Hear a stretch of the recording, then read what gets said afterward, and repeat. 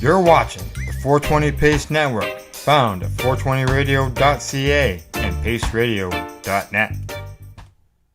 The opinions of the individuals during this broadcast are their own, and may not be the opinions of their group or other organizations they may be involved with. All medical advice during our broadcast is not a medical opinion and should be checked with your medical physician. We come back again.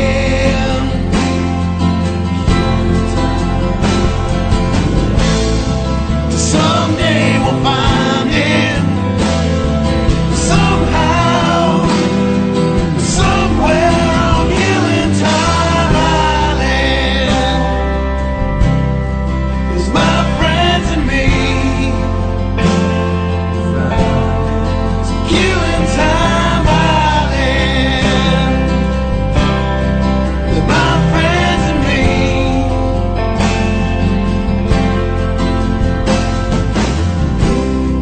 Ain't nothing to do. Lays around all day.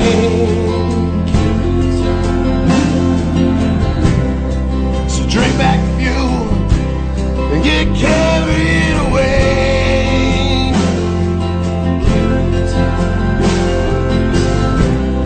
There's only a few guys, but tons of girls.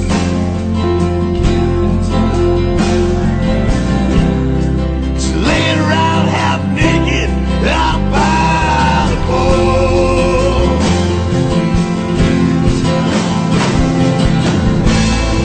Someday we'll find it.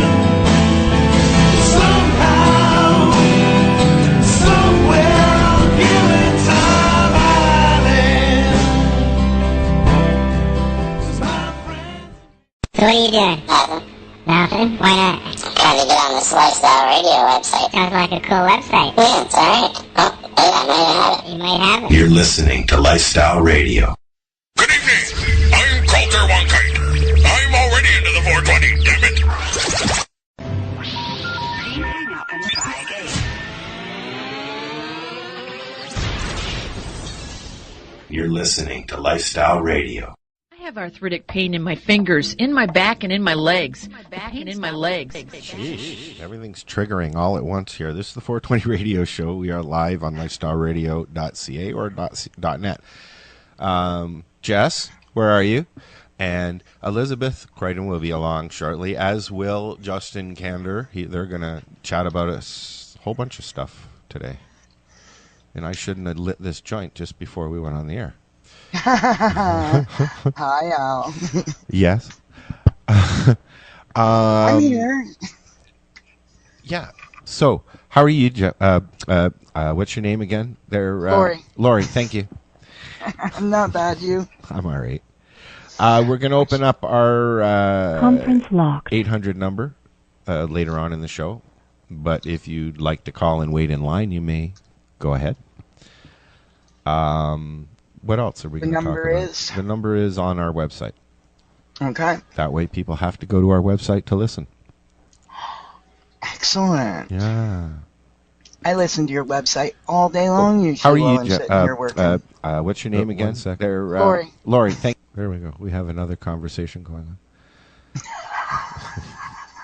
on. Are we here now? I think we're here now, yeah. But we're going to be together. here. We're going to be here in a minute. All right. Okay. So we're going to turn on a tune and find everybody, and then we'll be back to start the show. This is the 420 Radio Show. We're live on Lifestyle Radio. Lifestyle Radio.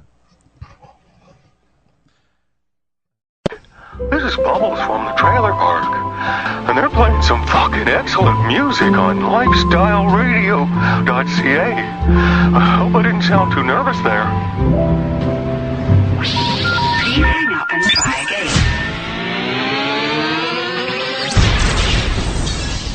You're listening to Lifestyle Radio. Selassie.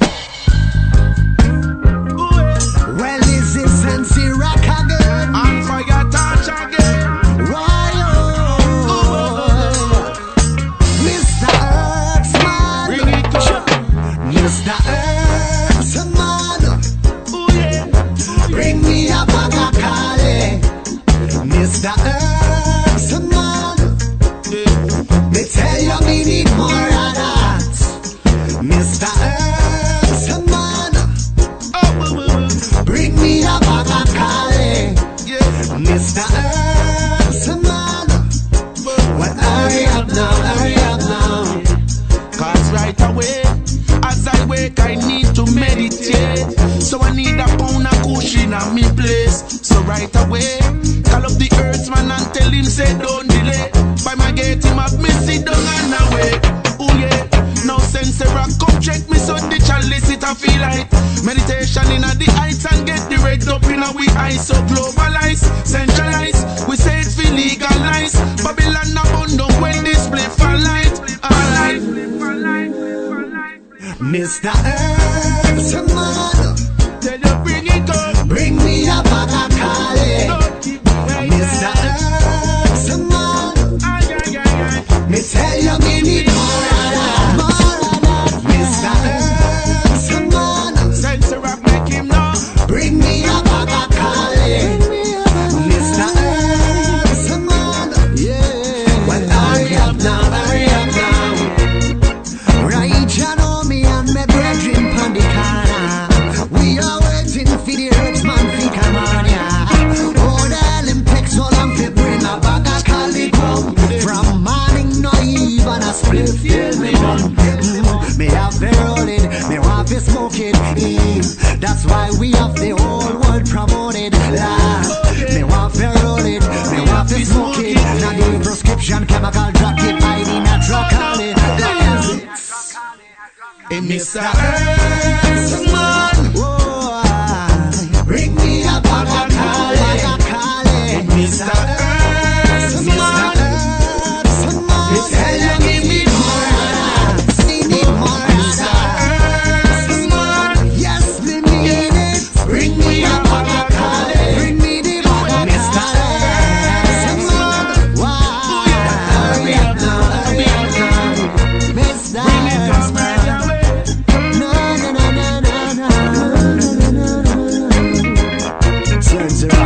So we need the herbs. I got that, need the transcendent box, so bring it come, yeah. From Jamaica to Netherlands. I can't get back at Elizabeth. This is he might have got the wrong number. 420 radio show. Watch what numbers you're playing out there. This, we're on the air now. So Okay, which number do I Just 1 second. We're going to be right back. We're going to try and get our guests all straightened away. We're going to listen to some Eddie Murphy and Snoop Lion. Nice. On the 420 radio show. I think that's the good song. Radio show. I think that's the good song to listen to. Yes, I do.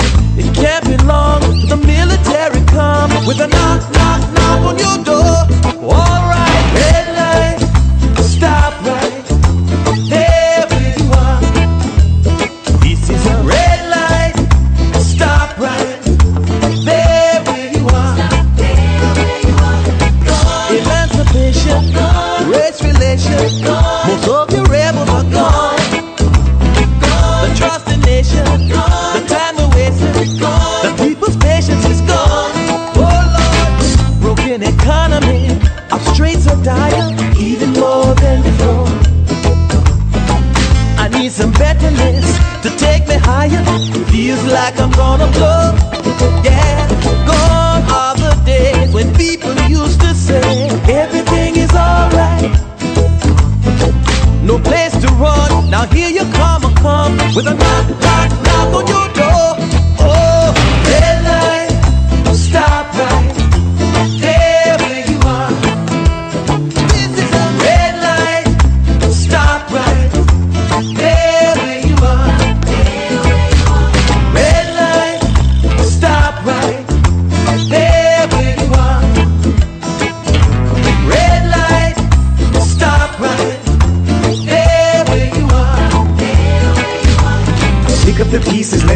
sing, cause this is the way that we flow.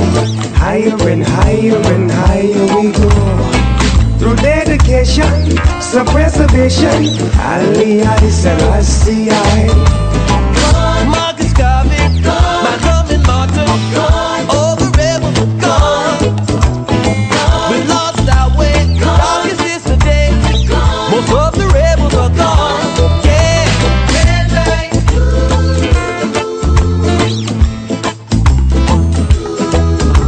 Red light.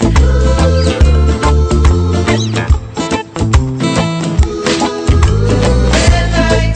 we can ride, we can roll, we can breathe, we can talk, we can walk, we can stop at the Red light. we can smoke, we can do what we want, we'll be real, we'll be blunt, we'll just stop at Red light. the we'll stay true, we'll be you, we'll be up, way above, and no push and no shove at the Red light. we can ride, we can roll, we can breathe, we can talk, we can walk, we can stop at the Red light. we can smoke, we can do what we want, we'll be real, we'll be blunt, and we'll stop at the Red light. we'll stay true, we'll be you, we'll be way up above, and no push and no shove at the And we are the 420 radio show. I was just telling Jess that I really, really like this new Jack White album, and my new favorite song is Lazzarato, which we're going to hear later. I can't stop playing it. Can you hear? It's called Overplay. We've been joined by Justin Kander he's the webmaster of Phoenix Tears Foundation's website.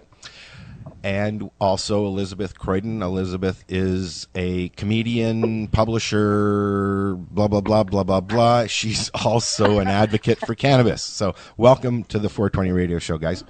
Thank you. It's a pleasure to be here. I'm glad that you're all here. Now, Justin, you're going to love this. While we have this chat, Lori is making caps. Oh, nice. So, Yeah, hey, listen, multitasking is my middle name, right? So, Justin, tell me, please, if you wouldn't mind, give us an update at what you're up to. I know that you've been published a few more times since the last time you were on the show. Yeah, so I've been doing a lot more writing for Medical Jane, and I've continued to update my report, Cannabis Extract Report. And the things that have been going on now, the growth in the movement is just alarming. One of the big things is that Ricky Lake is making a documentary called Weed the People about my friends Maura Gordon and Stuart Smith, who are treating pediatric patients with cannabis oils for cancers and other diseases.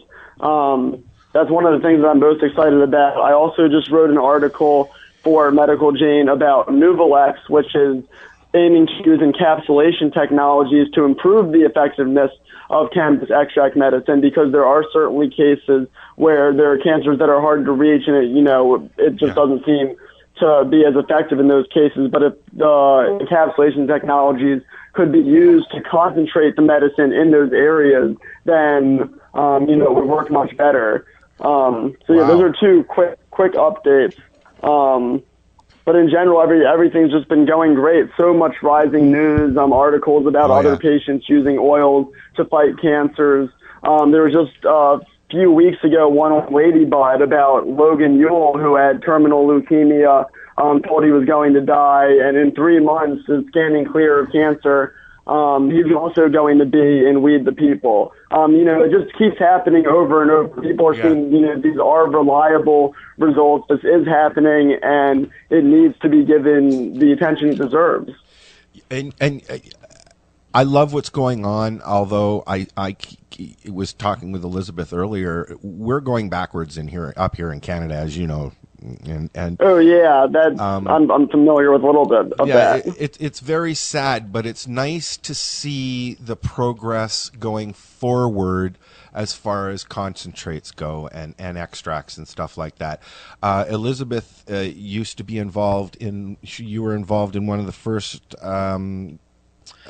One of the very first compassionate care clubs. In fact, that term hadn't even been coined yet. In 1997, I assisted by being the hostess with the mostest in New York City with Johan Moore and the yippie Dana Beal. And those were the days when AIDS patients were taking AZT cocktails to treat their disease, and Mayor Giuliani had a 24-hour lockup rule so that if these lawyers would step around the corner and smoke their J to get rid of the nausea that the AZT cocktails were giving them, they would be locked up for 24 hours, and then they weren't able to get their medicine, and then they would come back to us, 3 times as ill.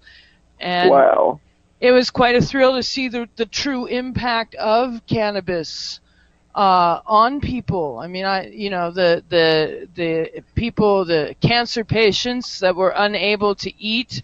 One of our patients began taking a photographic art project in hand where he showed himself in the middle of his chemo before he had begun co-treating it with cannabis, and he was emaciated and looked like he was on death's door. And then he took a picture of him smoking, and then he took a picture of him eating a sandwich, and he beat the cancer. And by midway through his project, you could see the health and the life returning to his eyes. And this was in the 80s? It was in the early 90s, 1996, 97. Okay. And it really opened my eyes to what cannabis can do. And I began smoking as a juvenile delinquent, and I did not look at what I was doing as a medical treatment. I mean, I put myself under tremendous pressure as an artist. I've been in acting and comedy for over 30 years. And I would put myself under these tremendous amounts of pressure and stress, and I did not look at what I was doing as medical. I just thought, oh, I'm feeling better. Yeah. And you know what? That's exactly what people need to start saying. It's so simple. And for anybody who knows anything about it, and if you don't know anything about it, Google it. It's called cannabis or marijuana or pot or weed, whatever you want to call it. Weed. Okay. I love the term weed because that's exactly what it is. It grows everywhere and anywhere. And it grows just like one. But you know what? I'll tell you something. It's funny about that term weed, actually. A weed is only something that you don't want. Yes, that's right. Yeah, it's exactly the opposite of weed. And I have sat there. Some of my favorite dietary foods are considered weeds, dandelions. Great for the liver. Yes. Considered a weed. Yeah. But yet, medical. It's only a weed when it's in my rose garden. Yeah. Oh, man, I would love weed in my rose garden. It's not a weed when it's in my herb garden. Wouldn't it be great to graft weed and roses? So maybe if you got like a master grafter, you could have like a flowering rose with a bud right in the center of it. Which reminds me of a really cool compassionate club. If there are any California listeners out there, there's an amazing compassionate club called Bud and Roses, or Buds and Roses, which was started by a fellow whose daughter is in great need of the weed. I also like the word weed because you have to smile when you say it. Yeah. You're right. What do you hear from people, Justin, in all your conversations? I have conversations with Lori and Jess and other people, and I know Lori, for one, finds the word weed and pot kind of derogatory, right, Lori? Well, I have found that in talking to people that are of the reefer madness mindset, by speaking to them about cannabis, it almost it's like they're almost starting to get friendly and warm up to the idea before they realize it's pot. Yeah, right? Yeah. And it almost makes it friendlier and more. I find I we have find to think about who our audience is when we're speaking. that's right, and I find when I'm having a conversation, when I have a conversation with this person, I call it, like with my buddy down the road, I call it pot. When I'm having a conversation with Lori, I call it cannabis. You know. Yeah, as my profession is a comedian, so I am allowed a certain amount of professional irresponsibility. But, you know, my job is to be irreverent. But my buddy Adam Eidinger and the DCMJ cannabis campaign to go with full legalization in Washington, D.C., they're very careful, and they use the word cannabis. Yeah. You know, which is a really nice word, and it takes away, although a lot of people are not aware, it takes away the racial slur of marijuana. Yeah. A lot of people don't know the word cannabis as well. It's true. Right. It's very true. Yeah. And they need to understand that, because you got the cannabinoid receptors in your brain. So the two of them are very simpatico. I'm stimulating those right now. You know. Well, and to quote something, a friend of ours, Dr. Sunil Agarwal from, I believe he's at NYU in New York there, I was listening to an address that he gave at Albert Einstein Institute, and he was telling the people in the class that they should use the word cannabis, because when you give your patient morphine, you don't tell them you're giving them a prescription for smack. Yeah. Right? Yeah. Right. Yeah. That's right. Yeah. Makes sense.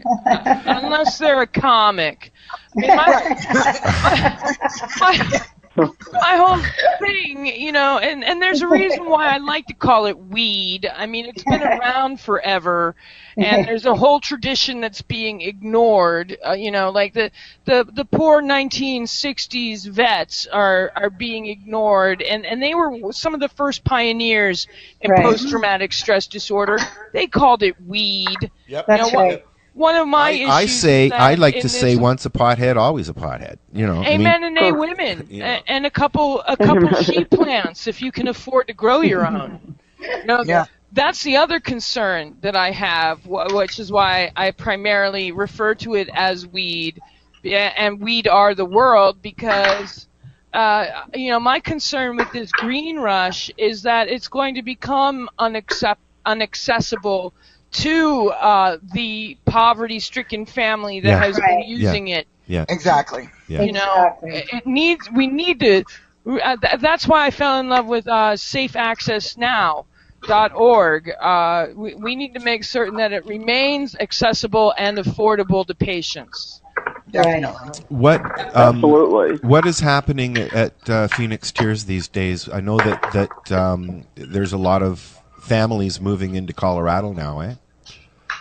Yeah, so the Phoenix Tears Foundation is doing a lot of work in Colorado, including to help some of the families relocating. They released a press release about welcoming the Warrior family, who has a child with, you know, one of the rare intractable forms of epilepsy. They're also doing the Phoenix 5 project, which is treating 5 terminal cancer patients from start to finish, so that people can, you know, see it as it happens. Because that's the most compelling thing. When you see someone start the treatment, they're told they're terminal, and then you see those results. That's the most compelling.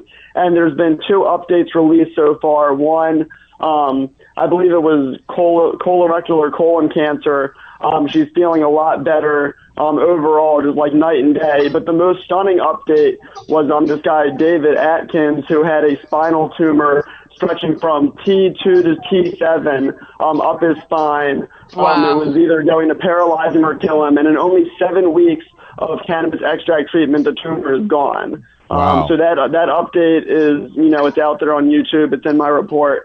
So yeah, Phoenix Tier. And another thing is they're working with Cannabis Science to do skin cancer trials in Colombia. So, you know, just prove it once and for all that it works against skin cancer. Those are basically the 2 main projects going on right now, the Phoenix 5 and the Colombia skin cancer trials, and I'm really excited about both of them. I'm really excited about those projects and about the word getting out further. I've seen from my own eyes skin cancer tumors shrink with the application of the high concentrated oil. And I was curious if in the Phoenix Tears Foundation, if anyone had ever heard of the filmmakers Trey Booth and Kevin Booth from Sacred Cow Productions. Yes. Their last movie followed the story of an infant that had been diagnosed with a rare cancer. She had over 300 seizures a day, and the cannabis was able to slow that down. And there was marked improvement in her cannabis treatments. They were using a combination of chemo and cannabis, and it's unfortunate that the strain on the infant body, caused her to pass away.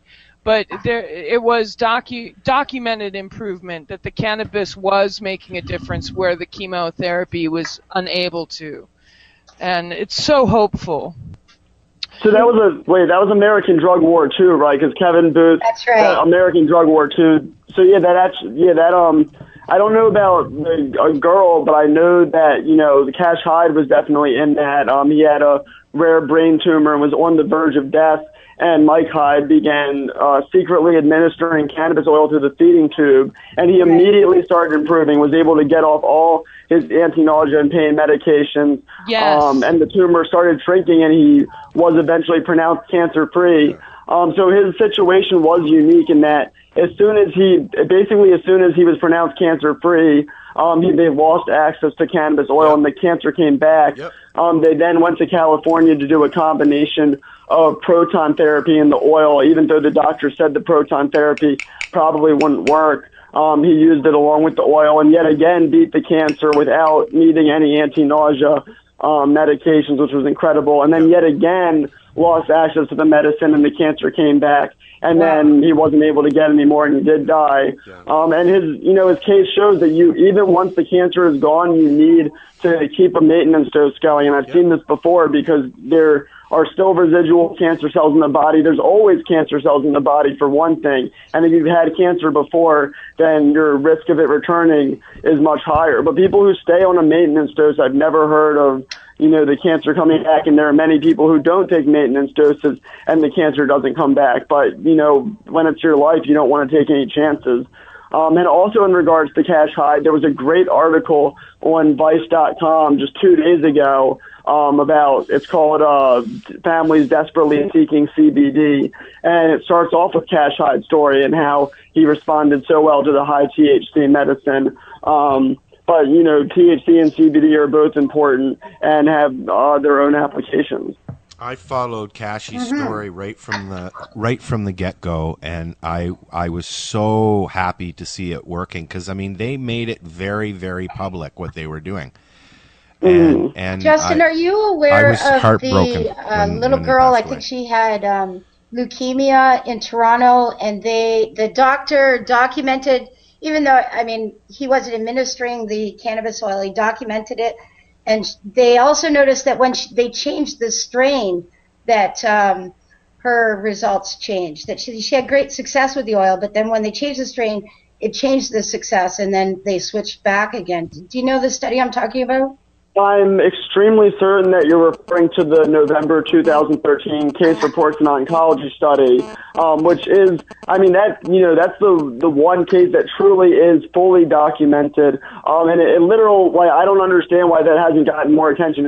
It is literal proof that at least in the case of acute lymphoblastic leukemia, cannabis extracts do work. No chemotherapy had been effective in reducing the leukemic blast cells, and within days of starting the oil, it plummeted. And by day 39 of the treatment, there were only like 300 blast cells left, where the peak had been 374,000. And another thing is that you're right, the changing the strains and changing the dosage did have an effect on the leukemic blast cell count, and that's how they knew it was the cannabis oil and not spontaneous remission. It ruled out spontaneous remission as a cause because there was a dose-dependent relationship. So, a lot of people say, with cannabis oils, you don't know if it's, it could have been spontaneous remission, which is just, it's bullshit with all these cases and the immediacy of these effects. Calling all this spontaneous remission is just not true, and it's irresponsible to say that. What? But wait a second, though. Spontaneous remission does happen. Yes, absolutely. You know, you have to this is the thing. We have to remember that too. I mean, I understand what Justin's saying, though, is that the result of that specific trial is that with that one for sure was dependent on the actual administration of the cannabis oil. Yep, and I concur. But that is a problem because there is spontaneous remission, and sometimes we don't really know. It's a matter of the number of cases. Yeah. That's the key. Over all these years, seeing so many cases, you know, when you look at the details, it's very clear that there's something going on when it's examined holistically. You know, and when I'm speaking to patients, I always tell them, you know, there is a chance that it could be spontaneous remission, but why take the chance and not stay on a maintenance dose anyway? Why wouldn't somebody? Why wouldn't somebody stay on the maintenance dose? Because they're not finances. Other than finances, that's an issue that I have with my father. Recently, he was on a wretched chemical drug that was interfering with his cognizant abilities, and you know, I was nervous that it was dementia. Well. He's been off of it for 2 weeks now, and he's returned to the dad I know. But living with over 47 years of multiple sclerosis symptoms, I have constantly worked to get him to try a brownie to see if that helps with some of his issues. And I run into the entrenched 1950s, 60s mentality, and with his legal service to the government, that this is not something he can have as an option because of its legal status, which breaks my heart. Oh, for sure. That's hugely limiting and prohibitive for so many people, you know.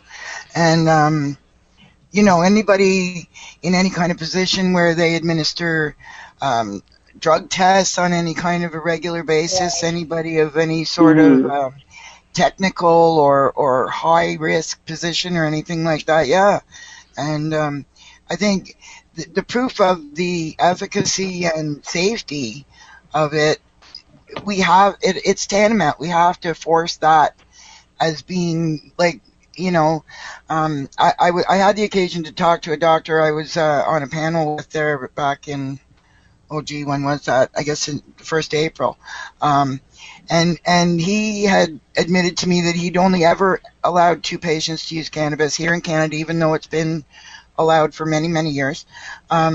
And only because they had cancer, only because they were terminal, and only because there was nothing else that was alleviating the side effects of the cancer treatments. You're inspiring me to inform you guys, in case you're not aware, that the DEA has begun harassing our PhD physicians that are recommending marijuana to their patients. Oh, God. And or who are involved in cannabis businesses. That's actually in the news that's coming up. That's one of our stories that we're about to do, And I think that's disgusting. They're kind of doing that here in Canada, too, though, aren't they, Jess?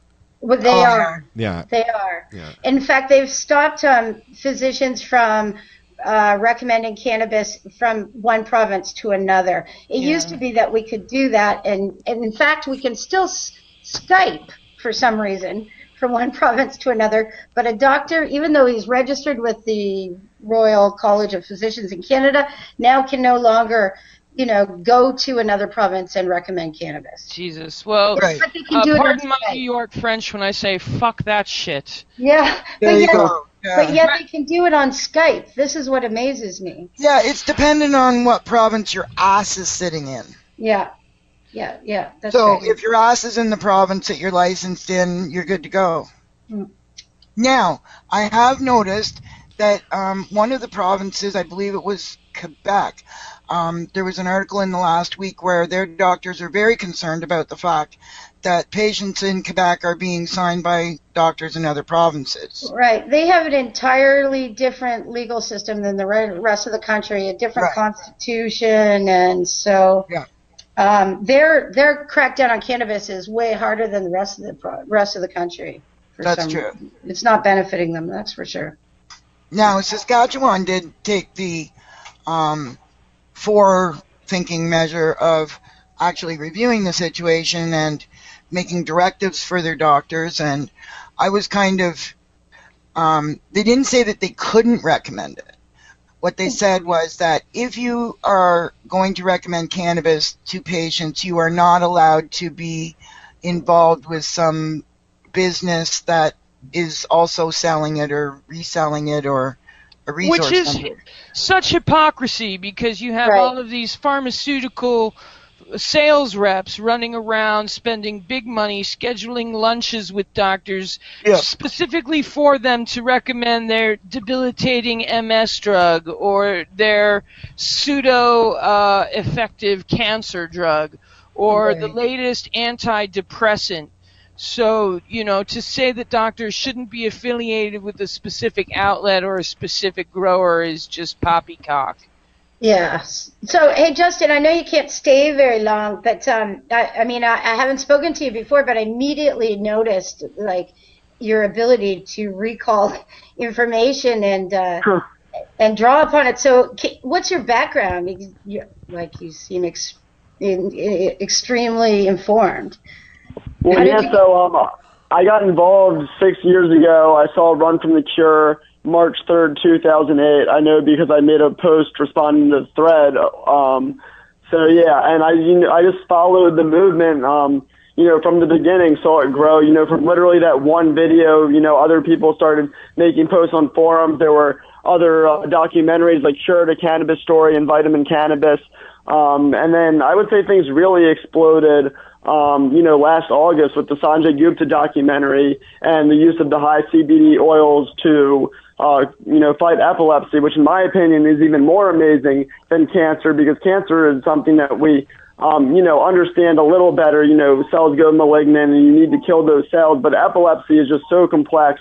And I knew that, that was the moment when people would really start taking this seriously. And then I made CannabisExtractReport.com, where I wrote that report for the Reform Conference in Denver, put on by DPA. And I've just been updating it and, collecting more information ever since. And, just from being surrounded, the reason that I remember things, a lot of details is because, I've just been looking over, so many cases and, some cases like the case reports of oncology study I've looked over, dozens of times. So, this has really become second nature to me. A lot of the patient cases, the protocols relating to the oil, just following it, every case and, trying to become involved wherever I can has gotten me this far to where, I am the webmaster for Phoenix Tears Foundation, and I have, so many other amazing contacts. I'm very fortunate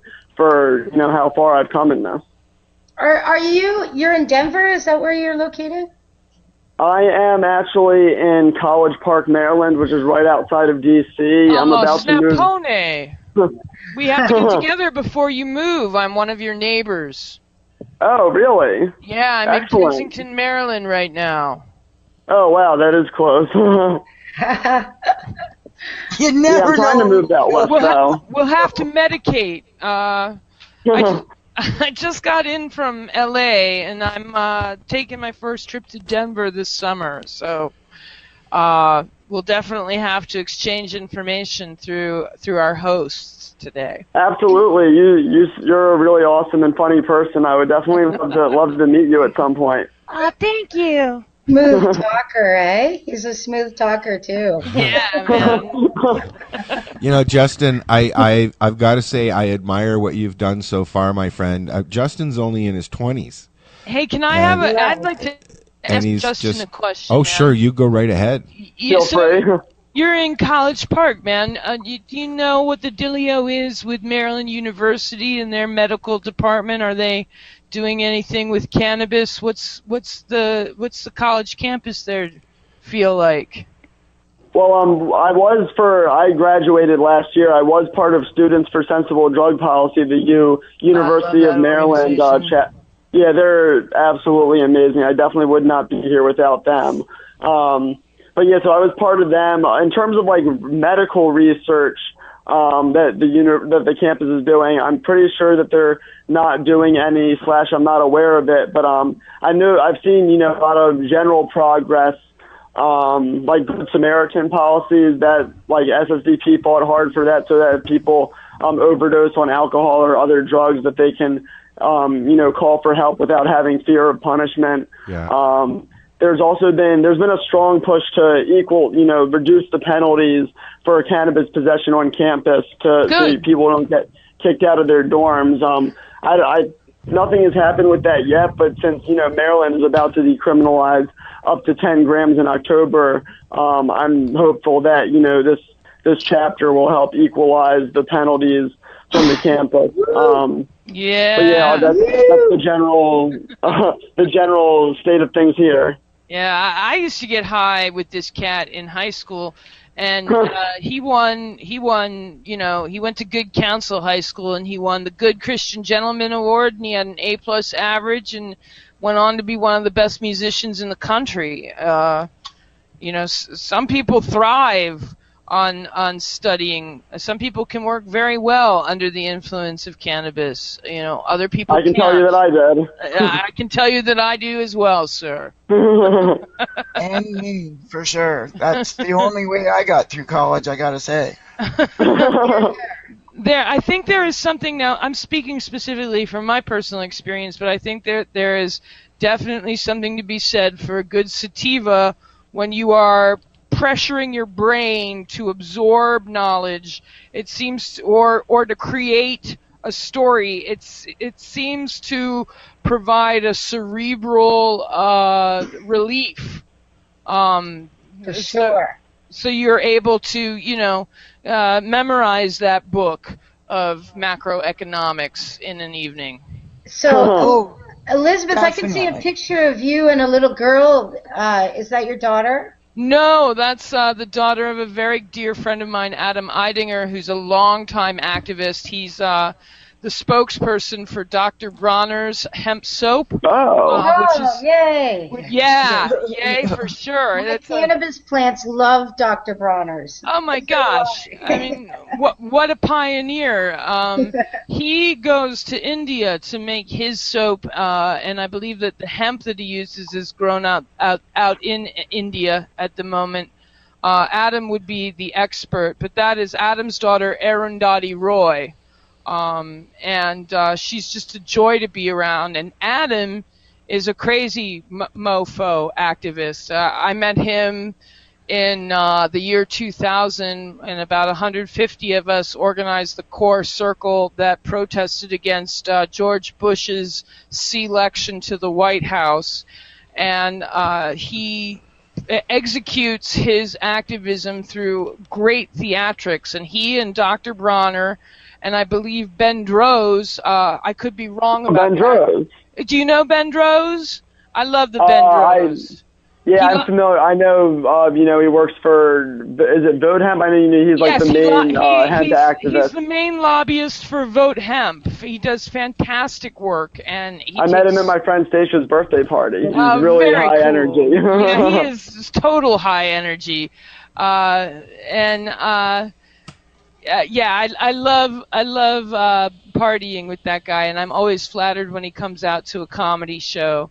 But at any rate, Adam and Dr. Bronner, along with some other hemp farmers, went down to, I believe, the Department of Justice and planted hemp seeds on their front lawn with ceremonial shovels. And of course, that was back in 2012.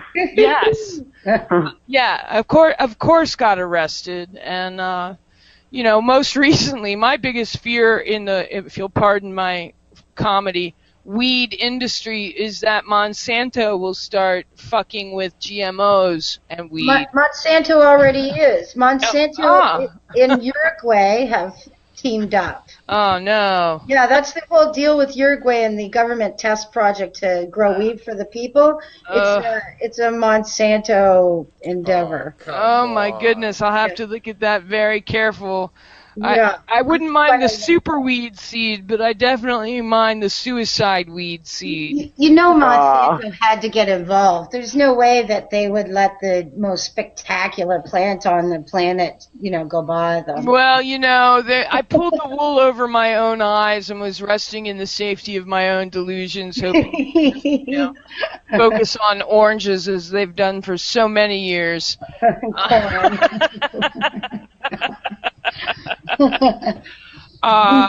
Yeah, but my favorite caper Adam and I recently pulled was with the Organic Food Lobby. We dropped $2,000 from the top of the Hart Senate building, which is where a lot of the lobbying is done, after giving false awards to all the office holders that claimed they were, that were doing their best to be subtle about accepting Monsanto campaign money. And we rolled around in the money on the floor and got arrested. The Secret Service came and applauded me, so there are a lot of people on our side that can't speak out.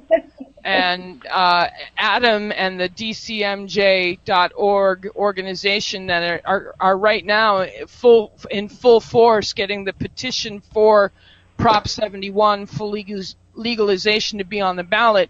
Right now they're finding that it's hard for Washingtonians to come out of the weed closet.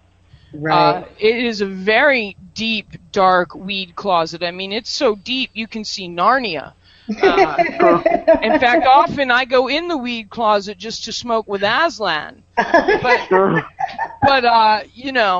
I grew up here, so I know all the stoners, and I know where they are, I know where they work, I know they're at NIH, I know they're planted in the Department of Justice, I know that certain security officers are winding down their day with weed. Right. But Adam and his crew they're relentless. I believe they've passed their halfway mark on the signatures. But they are still finding people that won't sign because of what they do. They're afraid of being fired. They've kept their. I wish I could have been subtle about my weed use, but clearly I like to share. Otherwise, I'd have a high-paying job in the private sector of our government. Right. But, one of the things that I've seen done, I was training in Aikido. I've trained in Aikido for over 20 years, and one of my senseis was Steven Seagal, and I train at the international headquarters here. I knew a cat who went on narcotic raids, and he was the first cat in the door on narcotic raids. And this cat would come to our mat with the shakes.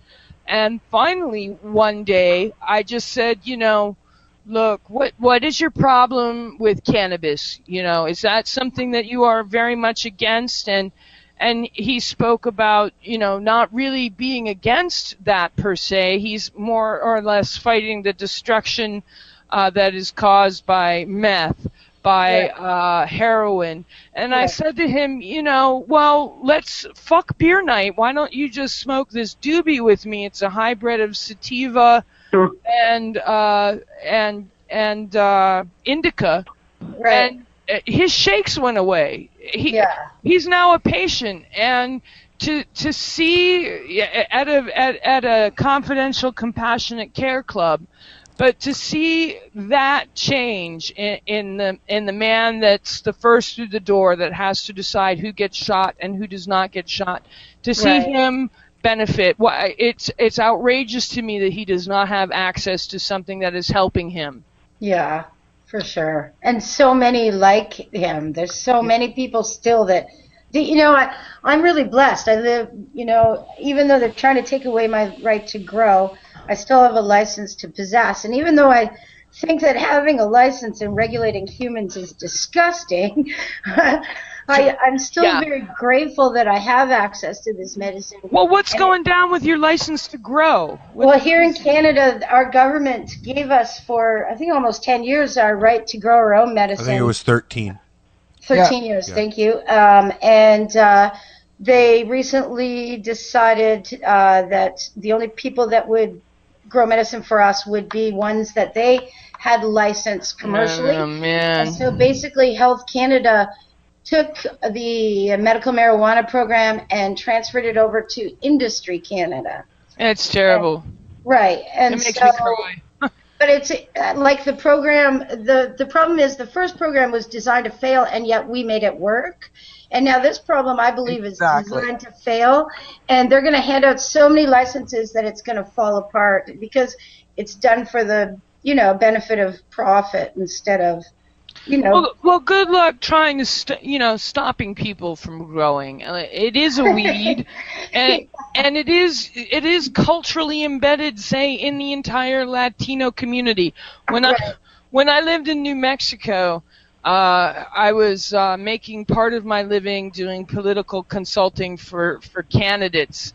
And these people would come into my home, and I'd show them the Steven Seagal photos and the photos of me with Secretary Norm Mineta and Congressman Mike Honda, and pull out the whole show. I'm so influential and blah, blah, blah, blah, blah. And they'd be like, is that you and Cheech and Chong? And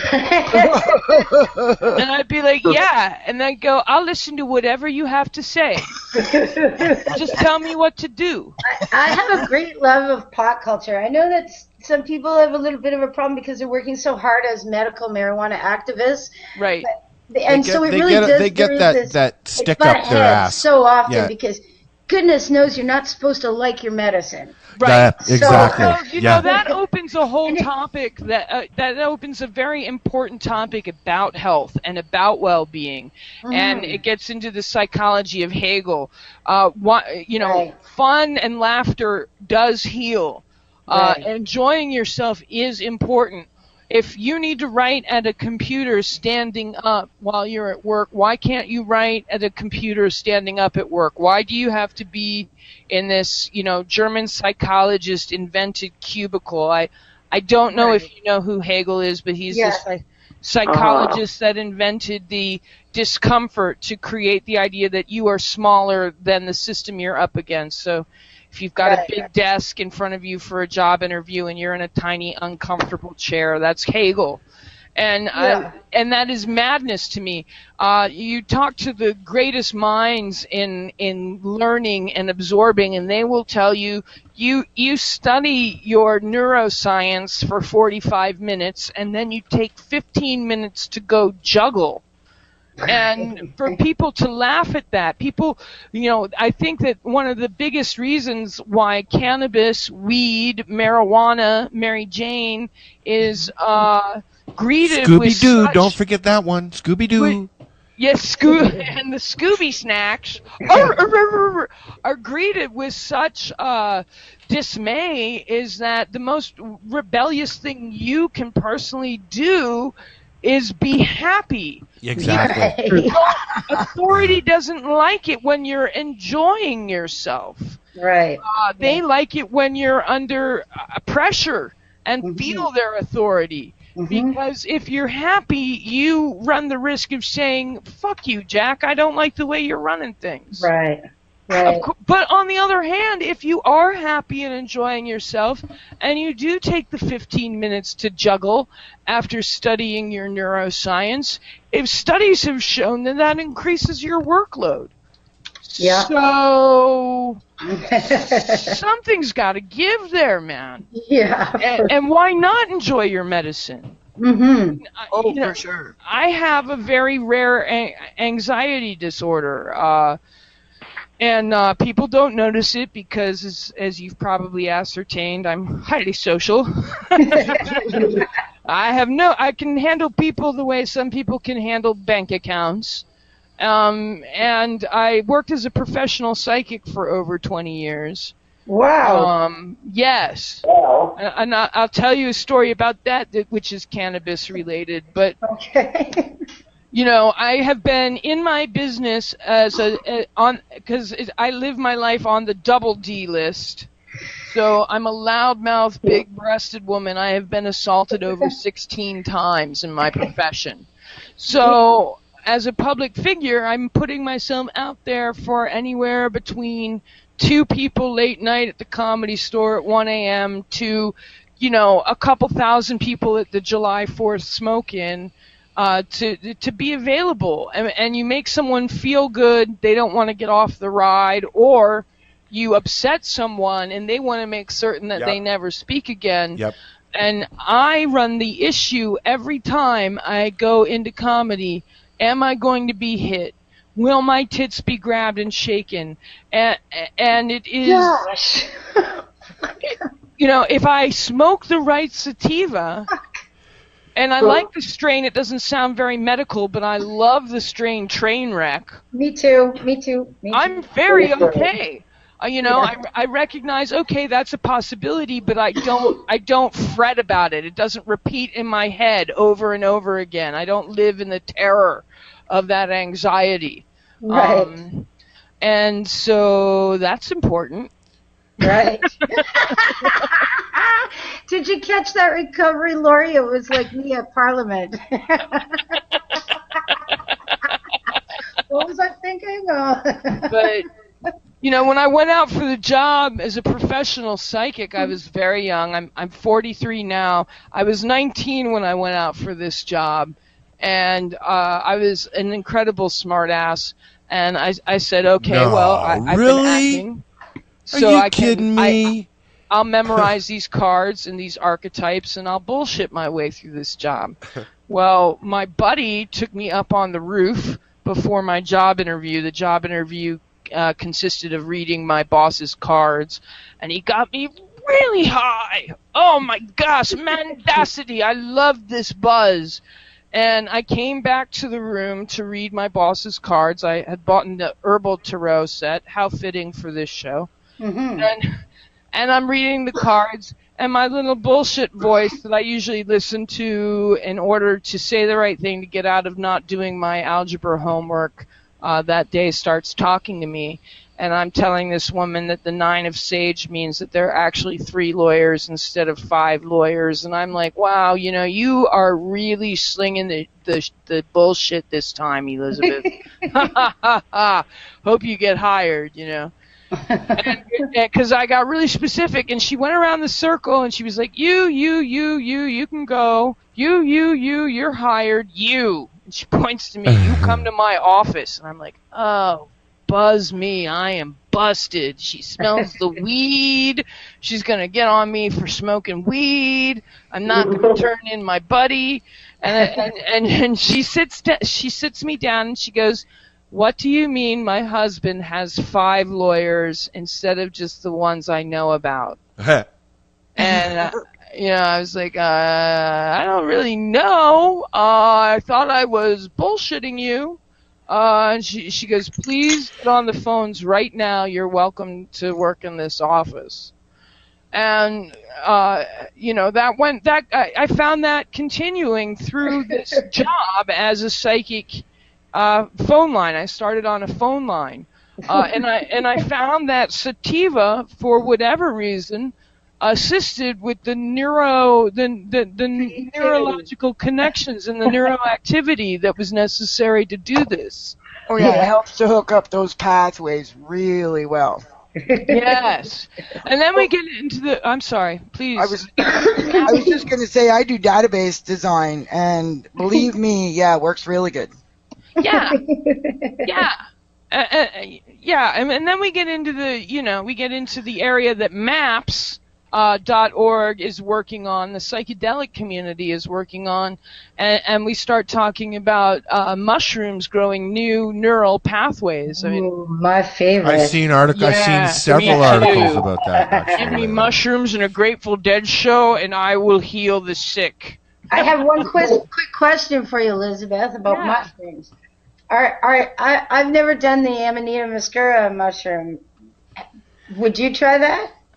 I believe I have tried that in ceremony. I was really fortunate. I started my psychedelic experience right before Dr. Timothy Leary died, and I got to do the psychedelic experience with him and a bunch of heads that were trained. I mean, and I'm very grateful for that because I entered it in a sacred ceremony and I understood the different stages that you would go through instead of, just some Jane Doe who takes it to enjoy a concert and leaves herself open to all kinds of chaos. There was hanging on for dear life the entire time, you mean? Right, exactly.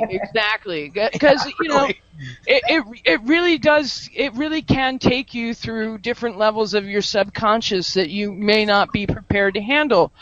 But I do know this one case. I was out by the Joshua Tree for a Graham Nash music concert. Nice. And the female producer of that show had told me she had gotten into a car wreck, and all of the doctors said that she'd never be able to speak again, nor would she be able to touch her nose with her finger. When she would go to do that, her finger would only go to her shoulder. It would not get near her nose, and her talking was so disorderly that she could not make sense of what she was working to communicate. She went into a tent with a shaman and some shrooms, and she came back with full speech. Wow. And she was able to take her finger and touch the side of her nose. Great. Awesome. So, Wow. That's awesome. And, so if you're in the right, it's like, I think it's very important that you be, that everything be medical and attended. Like, I did it in a sacred ceremony, and so I think I grew the right neural pathways with the 500 shamanic drummers playing, the West African beats, and people paying attention to what the proper amounts of vitamin C that's important. All of those things, the water that keeps you hydrated, all of those things are critical. But you take a mushroom and you listen to, say, G.G. Allen in the middle in the middle of an industrial steam park, you may walk away going, I talked to Satan. So, because all these neural pathways and neuroscience are tying into quantum physics, and who knows what goes on. I was able to pull stuff from the psychic line, people on the phone saying, I think you sell satellites. Yes, I do sell satellites. How did, we were just putting our minds together in the same frame, but we were able to pull that. So, and I'm quite frankly, while I'm into it, the medical marijuana fight. I am bored with the medical marijuana fight. Me too. It's the mushroom fight now. It too. Yes. Yeah. We're moving on. I know. Yeah, well, I'd like to move on, but the turgid bureaucracy there's still work within the cannabis movement left to do. That's the thing. There's still left to work for everybody. Yes. So, Al is saying he wants to take a break. Yeah, Sure. I think we should. We've been yapping for a while. And I want to ask Justin a few more questions. Oh, I definitely want to ask. I've got a couple questions that I'd like to ask Justin as well. And we're going to take a little break here. And before we go, I got to say happy birthday to Jeff. Aww. And just trying to find my stuff here. So I'm umming and ahhing. Jesus. Stupid 1970s mouse. Okay. All right. So we're going to listen. We're going to take a break. We're going to listen to the news that Jess has done. And we're going to listen to some Jack White. And we're going to have a pee and have some munchies. And then we're going to be back with Elizabeth and Justin to talk some more about weed on the 420 radio show. We'll be back. Yeah. We'll be back in a minute. So what are you doing? Nothing. Why not? Trying to get on this Lifestyle Radio website. Sounds like a cool website. Yeah, it's alright. Oh, wait, I might have it. You might have it. You're listening to Lifestyle Radio. It's June the 11th, 2014. I'm Peter speaking for 420 Jess, and this is the news on the 420 radio show. In Montreal, WCAX.com reports, the search widened Sunday for 3 inmates who escaped with the help of a helicopter from a detention center in Quebec City a day earlier. It was the second helicopter-aided inmate escaping Quebec province in 2 years. The 3 men escaped from the Orsanville detention center in suburban Quebec City around 7:45 p.m. Saturday with the help of a green-colored helicopter.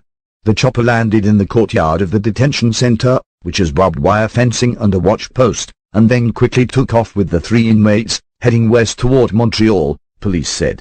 Authorities were put on alert across Quebec, in the rest of Canada, and in the United States, according to provincial police.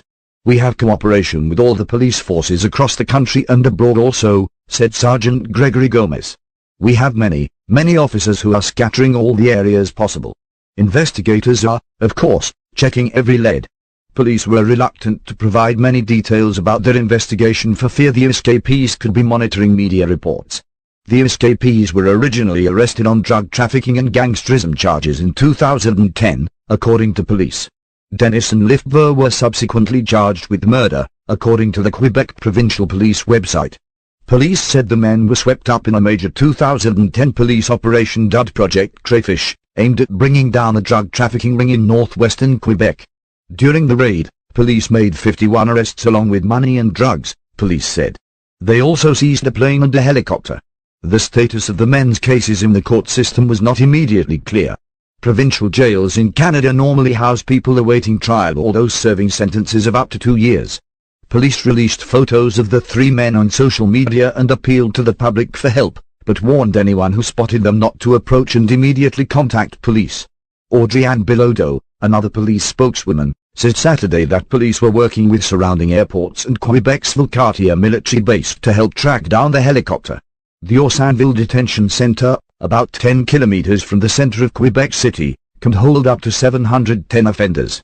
An online report from the Joint Blog reports, a new study published ahead of print by Neuropsychopharmacology, the official publication of the American College of Neuropsychopharmacology, has determined that cannabinoids can help treat, or even prevent, the effects of PTSD. Scientists from the Department of Psychology of the University of Haifa in Israel examined rat models suffering from shock-induced PTSD or post-traumatic stress disorder.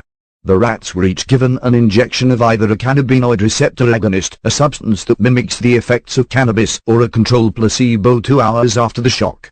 After a week, the scientists examined the rats and found that the initial shock coupled with situational reminders of the trauma caused lasting alterations in emotional processing in the mice, as well as impaired extinction of the traumatic event, lasting fear, enhanced latency to startle, impaired plasticity in the hippocampal accumbens pathway and altered expression of CB1 receptors and glucocorticoid receptors in multiple areas of the brain. Results for the rats that had been given the cannabinoid agonist showed that the agonist prevented the effects the shock had on emotional processing, extinction, plasticity and startle response, and corrected abnormalities in the CA1 and frontal cortex areas of the brain. Post-traumatic stress disorder affects roughly 7.7 million adults in the United States, and symptoms can range from insomnia, depression and anxiety to flashbacks, self-destructive behavior and even suicidal thoughts and tendencies. And in the U.S., the Boston Globe reports, Drug Enforcement Administration investigators have visited the homes and offices of Massachusetts physicians involved with medical marijuana dispensaries and delivered an ultimatum: sever all ties to marijuana companies, or relinquish federal licenses to prescribe certain medications, according to several physicians and their attorneys. The stark choice is necessary, the doctors said they were told, because of friction between federal law, which bans any use of marijuana, and state law, which voters changed in 2012 to allow medical use of the drug. The Doe's action has left some doctors, whose livelihoods depend on being able to offer patients pain medications and other drugs, with little option but to resign from the marijuana companies, where some held prominent positions. The Globe this week identified at least 3 doctors contacted by DEA investigators, although there may be more. Here are your options. Dr. Samuel Mazur said he was told by a DEA investigator from the New England Division Office. You either give up your license or give up your position on the board, or you challenge it in court. Mazur, chief executive of Debilitating Medical Conditions Treatment Centers, which won preliminary state approval to open a dispensary in Holyoke, said the Doe investigators' visit came shortly after state regulators announced the first 20 applicants approved for provisional licenses for medical marijuana dispensaries. Mazur said he returned from vacation in February to find a Doe business card on the door to his home and several messages on his answering machine urging him to contact the agency immediately. The quiet DEA crackdown comes even as the U.S. House of Representatives approved a measure last week that would restrict the DEA from raiding medical marijuana operations in states where it is legal. Senate action is pending. Tensions between federal and state officials have flared as 22 states, including Massachusetts, have legalized medical marijuana, many since 2010. A spokesman for the DEA in Boston on Wednesday referred calls to agency headquarters in Washington. A DEA spokeswoman in Washington declined to answer questions Thursday about the doctors' assertions that they are being asked to choose between their drug prescribing licenses and their ties to dispensaries. The spokeswoman would not say whether the action in Massachusetts is part of a national policy or limited to the state. Physicians, dentists, and other health care providers who prescribe or administer narcotics and other controlled substances are required to register with the DEA, which tracks use of the drugs and strips federal licenses of those who fraudulently prescribe the medications. At least 2 physicians resigned their medical officer positions with planned medical marijuana dispensaries in the past 2 weeks after visits from the DEA in Denver. 9 News tells us, in a move that could threaten the state's entire legal marijuana system. A Colorado lawyer claims that requiring pot companies to pay taxes violates the United States Constitution. Attorney Rob Corey is asking the Denver District Court to block marijuana taxes in Colorado. With the lawsuit, Colorado's tax system violates the Fifth Amendment, which protects people from self-incrimination. Corey argues that when marijuana growers and sellers pay their taxes, they effectively incriminate themselves under federal law, which still bans marijuana. Corey says he's concerned that the taxes on pot are so heavy that they undermine the goal of legalizing the drug in the first place. It's pretty clear that the black market never going to go away with these taxes, said Corey, who is seeking a preliminary injunction to block the state from collecting tax on pot as part of his case. If the injunction is denied, Corey tells 9 News he'll advise pot shops to stop paying their taxes, a move that would likely prompt the state to suspend their retail licenses. Supporters and opponents of the lawsuit agree that the case threatens the entire state-sanctioned marijuana industry, not just the shops Corey represents. The lawsuit invokes the Supremacy Clause of the United States Constitution, arguing federal law is supreme over, and preempts, state or local law. A strict interpretation of that argument could pave the way for Colorado's own court system to find its state system for selling pot illegal. Corey called it an outside chance, but didn't seem concerned at the possibility. In my mind, overtaxation is just as bad as prohibition, Corey told 9 News. Other pro-marijuana attorneys tell 9 News they are studying the suit, concerned about the wider impact it could have. It is a bit of a reckless argument, said Brian Vicent, a prominent lawyer on marijuana issues. There's a small chance that a judge may decide to follow through on the Supremacy Clause and question the validity of this program. We think that's a very marginal chance at best.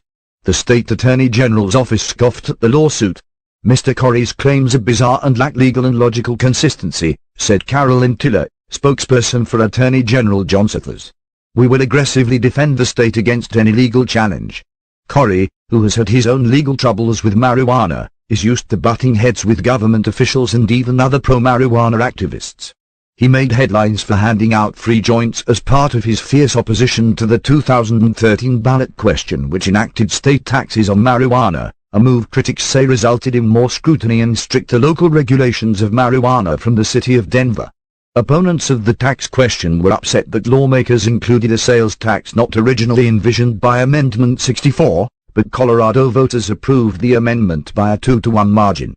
In Spain, the local tells us, a cannabis club in Barcelona has been closed down for suspected drug dealing, the first closure of its kind in what could be a blow to the city's growing reputation as a hub for marijuana tourism. The club in the city's Ciudad Vela district was shut down after police officers spotted a man approaching tourists and taking them to the club to buy drugs. Later inspections of the premises revealed marijuana packaged for sale, a price list for the drug and a set of scales. All of this meant the club was breaking the law. In Spain, it is illegal to traffic cannabis, and smoking in public places could mean a stiff fine. On the other hand, it's legal to grow cannabis for personal use and smoke it in private. Barcelona's popular cannabis clubs have made use of this legal grey zone and are tolerated by authorities as long as they don't actually operate as a business. And the Libya Herald reports, 2 major drugs busts in the last 48 hours have netted police and customs officials around 15 tons of hashish. The first discovery was made yesterday on a Liberian-flagged container vessel docked in Benghazi. Police, acting on a tip-off, searched 3 refrigerated containers and found around 5 tons of cannabis.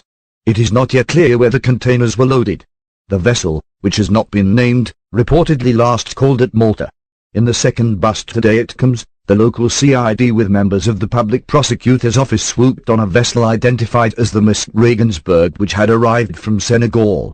Sniffer dogs were used to detect containers where the drugs had been hidden, at the bottom of crates loaded with vegetables and fruits, including watermelons. The haul of around 10 tons is one of the largest made in the recent campaign against drug smuggling. It is alleged that the crates were to be delivered to a local food importer. Both consignments of cannabis are to be destroyed in front of the public prosecutors. And back home in the UK, ITV says, Border Force officers at the Channel Tunnel entrance in Coquelles, France seized approximately 2 tons of cannabis resin. The drugs, which have an estimated street value of £5 million, were found on Thursday, when officers stopped and searched a Spanish-registered lorry and its load of furniture. Francisco Javier Santiago Solara, 43, appeared at Canterbury Magistrates Court on Friday charged with the importation. He pleaded not guilty, and was remanded in custody. He will next appear at Canterbury Crown Court on the 23rd of June. And on the other side of the planet, the West Australian reports, the Abbott government won't be forcing people on unemployment benefits to submit to random drugs tests. Social Services Minister Kevin Andrews sparked speculation about the potential drug testing for the dole scheme by refusing to rule it out at the weekend. But after Prime Minister Tony Abbott made it clear he was cool on the proposal, Mr. Andrews now says it is off the table. It's out, he told ABC Radio on Monday. The decision will disappoint coalition backbencher George Christensen, who believes the measure would help prevent taxpayer dollars being used to fund people's drug habits. It could be a simple random drug testing process done with swabs at the local Centrelink office, Mr. Christensen told the ABC on Monday. It wouldn't necessarily be an overly onerous system, he says. If you're doing it in a random way, it doesn't have to be costly. He says it's about more than just saving money, it's also about ensuring the integrity of the welfare system and making people more job ready. And he says he'd be happy to set an example by undergoing tests himself. I'd be happy to support that. I wouldn't have a problem with that at all. It might make a few Greens MPs nervous, but it wouldn't make me worried at all. Former Mission Australia Chief Executive Patrick McClure is currently conducting a major review of the welfare system for the government. And just when you think you heard everything, that a Liberal gives us a new one. A man who smeared Vegemite in a plastic bag in an attempt to disguise the smell of cannabis has appeared in Dubbo local court on a charge of possessing a prohibited drug. Daniel Paul Kelly pleaded guilty when he represented himself before Magistrate Janet Stevenson. The 36-year-old from Lightning Ridge was stopped by police at Dubbo railway station at 10:30 a.m. on April the 16th. Prosecution facts tendered to the court said police drug dog, Beeve, detected an illegal substance in a duffel bag being carried by Kelly. Police said a small amount of Vegemite had been placed in a plastic bag containing 2 grams of cannabis. Kelly told officers, "I put it there so you fellas wouldn't smell the pot." The court heard Kelly had no prior record. "It is your choice to use the drug," Magistrate Stevenson said. "Cannabis is illegal and penalties will flow." Magistrate Stevenson did not proceed to a conviction but warned Kelly he would be convicted and fined if police picked him up again. She ordered the drug seized by police to be destroyed. This has been your weekly news report on the 420 radio show, and we're wishing you cannabis feels forever.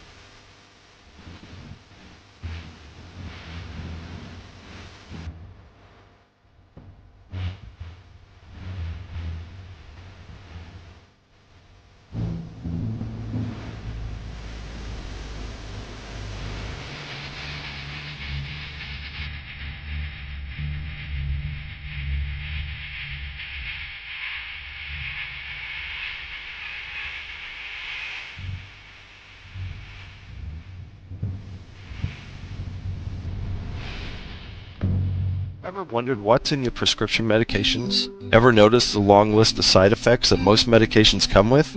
Even listing risk of death? Does it make sense to put something into your body that could cause death while you only strive to be healthy?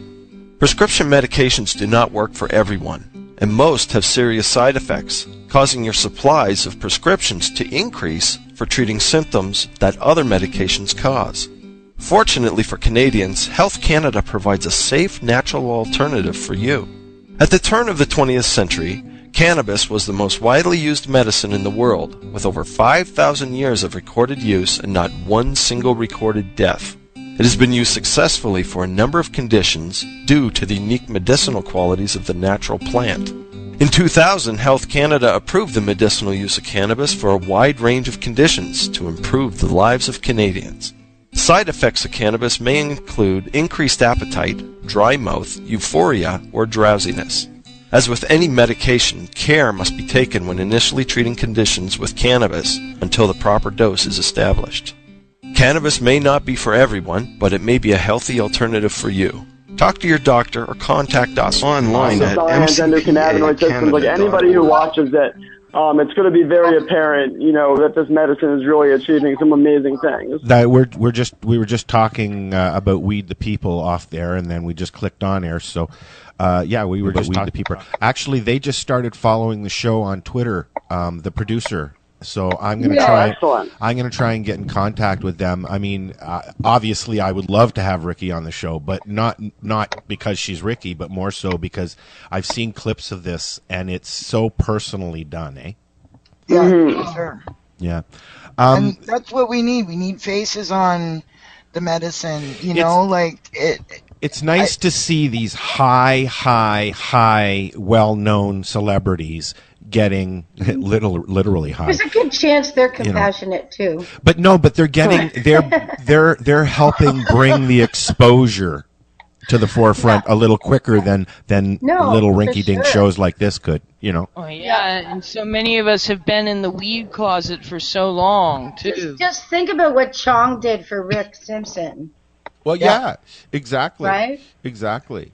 That propelled Rick Simpson. Now, speaking of Rick Simpson, I've had the pleasure of having Rick on the show a couple of times now. He's a great man to talk to, and just I think a lot of people have a different idea as to who he is, and I'm sure you've gotten to know him quite well, Justin. Oh yeah, yeah. I kind of if somebody was going to ask me what I thought of Rick Simpson, I would have to say Grandpa. Yeah. Now you have tried to continue his work and help along with that and do your part. You're concentrating in extracts and stuff like that, right? Yes, I focus on, publicizing the information. I also help patients acquire oil, but mainly I, have been promoting and publicizing and sharing this information because, all these people are doing these great things, but, there really hasn't been, obviously mainstream awareness about it. So I've just been doing what I can to help more people learn about it. And CannabisExtractReport.com has, it seems like it's doing a pretty good job. And to this day, there is no other single resource out there, on a single page that has, all the information in one place. That's amazing, man. I've heard a lot of good things about you. Last time you were on the show, I think, Jess, you were with us, or was it Chris that was with us? No, it wasn't me. It must have been Chris. I think it was Chris that was with us. And I got to tell you, brother, everybody was blown away by your knowledge, the way you vocalize what you're trying to get across. I'm not big on the scientific side of things. I'm at this point 50 years old with a lot of different things wrong, and I just want my fucking medicine. And so when I hear all these scientific terms and all that, I tend to take a step back and go, whoa, wait a minute. I want to hear some layman's terms here. So I was wondering if you could indulge me for a minute. I have type 2 diabetes. I've had it now for about 4 years, and I control it with 2 pills a day. Thank God. I've been told by several people, both including Lori and Jess, that one of the reasons why I'm able to control it is probably because of the mass amounts of cannabis that I ingest and use on a daily basis. Now, I've also been told by people who see me on a regular basis that when I don't have my cannabis, I'm a grumpy fucking asshole.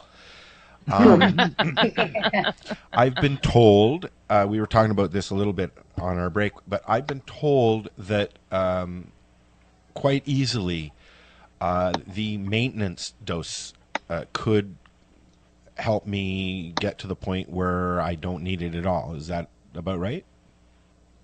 Yeah, I think you don't need your medications, like your traditional medications? Yeah. I'd like to get to the point where I don't have to take any metformin at all.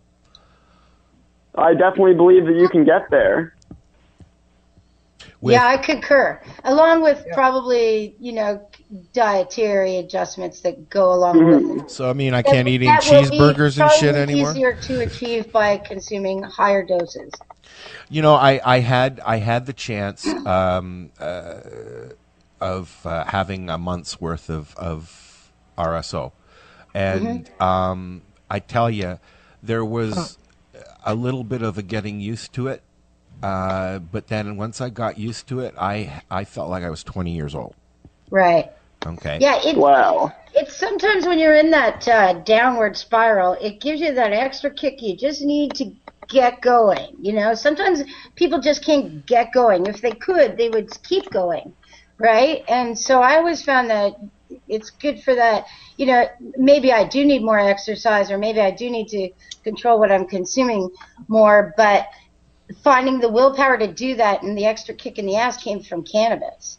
Yeah, oh yeah, definitely. I mean, I know there's been times when I've been really depressed and just kind of couching it and staring at the TV for days, and then somebody comes in and lights up a doobie, and I'm like, woo, how you doing? We were talking off the air there with Justin about the effects of high dosages and how we've seen it. I think Justin agreed that he's seen it positively affect people with type 2 diabetes too. So, well, I know it helps. I know it helps my depression, which quashes my stress, which keeps my levels.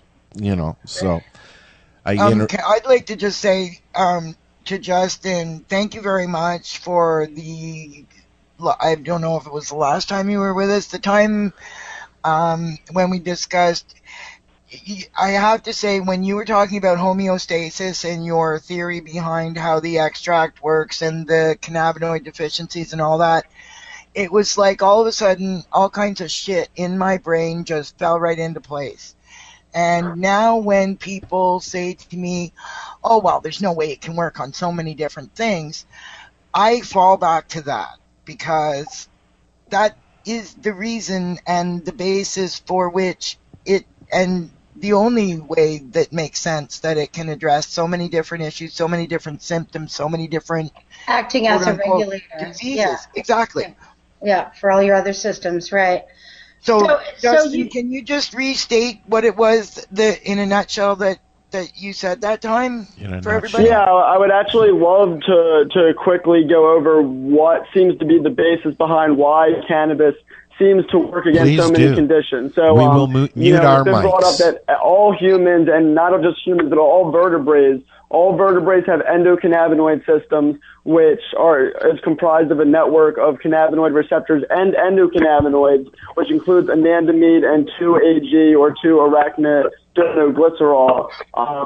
And this system emerged very early in evolution, 600 million years ago. It was like in sea skirts or something, where this endocannabinoid system started to evolve, and its purpose seems to be because, once life got to a certain point in evolution, things started becoming more complex, and there needed to be some kind of system to connect the other systems together. So with the endocannabinoid system, its role seems to be to maintain systemic homeostasis. So it maintains, an internal stable environment and balance in all body systems, cardiovascular, nervous, endocrine, Just everything, is controlled ultimately by the endocannabinoid system and is maintained in balance. So if you think of any disease as, falling out of homeostasis and that kind of imbalance, and then the endocannabinoid system restoring homeostasis, then, that makes sense why it would affect so many diseases.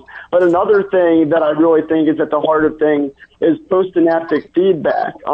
Because when cells communicate, the presynaptic cell sends a message to the postsynaptic cell. But what endocannabinoids do is they complete the circuit by our 2-AG specifically is synthesized on demand at the postsynaptic cell. So once it receives a message, it creates 2-AG. It sends that molecule back upstream to the presynaptic cell to get feedback. So like in the case of something like multiple sclerosis, that presynaptic cell might be firing too quickly. And then, you get like spasms and such. But then when you put in cannabinoids, then that takes over that role of the postsynaptic feedback. The postsynaptic cell can give feedback and say, hey, you're firing too quickly, slow down, and then the problem corrects itself. And I think that is really at the heart of so many diseases, that when the body can communicate properly, it can heal anything. And that's, it's all just theory, but based on what I've seen with all these diseases being essentially put into remission with cannabis extract therapy, this postsynaptic feedback and homeostasis theory, it explains everything. It's like none of this is coming out of nowhere. Everything has a very sound scientific basis to it, and it's completely supported by the anecdotal evidence. Now, can you do me a huge favor, please? Very good, Jess. Now, would you do me a huge favor now? Can you repeat that slowly for somebody who's just not very scientific, if you wouldn't mind? Or type it out and send it to me so I can put it on our website, even better. Well, so in short, the endocannabinoid system is the super regulatory system of the body. The cannabinoid receptors and endocannabinoids, which are, cannabinoid-like molecules produced by the body, very similar to THC and CBD. Okay. They maintain homeostasis throughout the body through a wide variety of mechanisms, the chief of which I believe is postsynaptic feedback, so that cells can communicate both ways. Okay. Another really great analogy for that is in computer networking. When computers talk to each other, the receiving terminal will send an ACK or a NAC signal back, which is acknowledgement or negative acknowledgement. Yeah. So, if you send a message to someone and it doesn't go through, then the receiving terminal will send a negative acknowledgement signal saying that message didn't go through. And you can imagine that if that didn't exist, if there was no, response, then, no messages would get through, the internet wouldn't work, everything would just break apart. But when there is feedback, then everything works perfect. You have the internet, networking works. So basically, endocannabinoids seem to be that role of completing the circuit of communication. And when the body communicates, it can recognize cancer cells, it can recognize autoimmune disorders like, lupus, MS, fibromyalgia. These are all autoimmune disorders where the body is not communicating correctly, where it is attacking itself. And then you give cannabinoids, suddenly everything's talking together again, and the body just starts working. It really is the perfect medicine for the human body.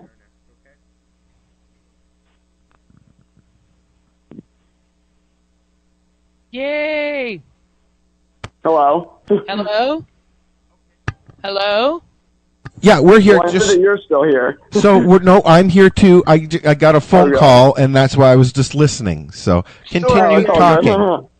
Now I'm back. There's another thing I would like to really point out quickly about cancer, because there's all this evidence the human body is programmed to have cannabinoids kill cancer cells. For one, endocannabinoids, like in the end, also kill cancer cells. So, if you put THC in your body and there's already a chemical very similar to THC killing cancer cells in your body right now, it just makes sense that this is going to work, which is, the number one refute that I hear is that, THC kills cancer cells in the lab, but, the human body is so much more complex, it probably wouldn't work in the body. My response is no, it should work better in the human body than in culture cells because we have a receptor system that is programmed to use it. And it's not just that endocannabinoids kill cancer cells, but there are many types of cancer cells that have larger expression levels of cannabinoid receptors than healthy cells, which would indicate that it's a possible defense mechanism against cancer. The body has many innate defense mechanisms to stop cancer from spreading.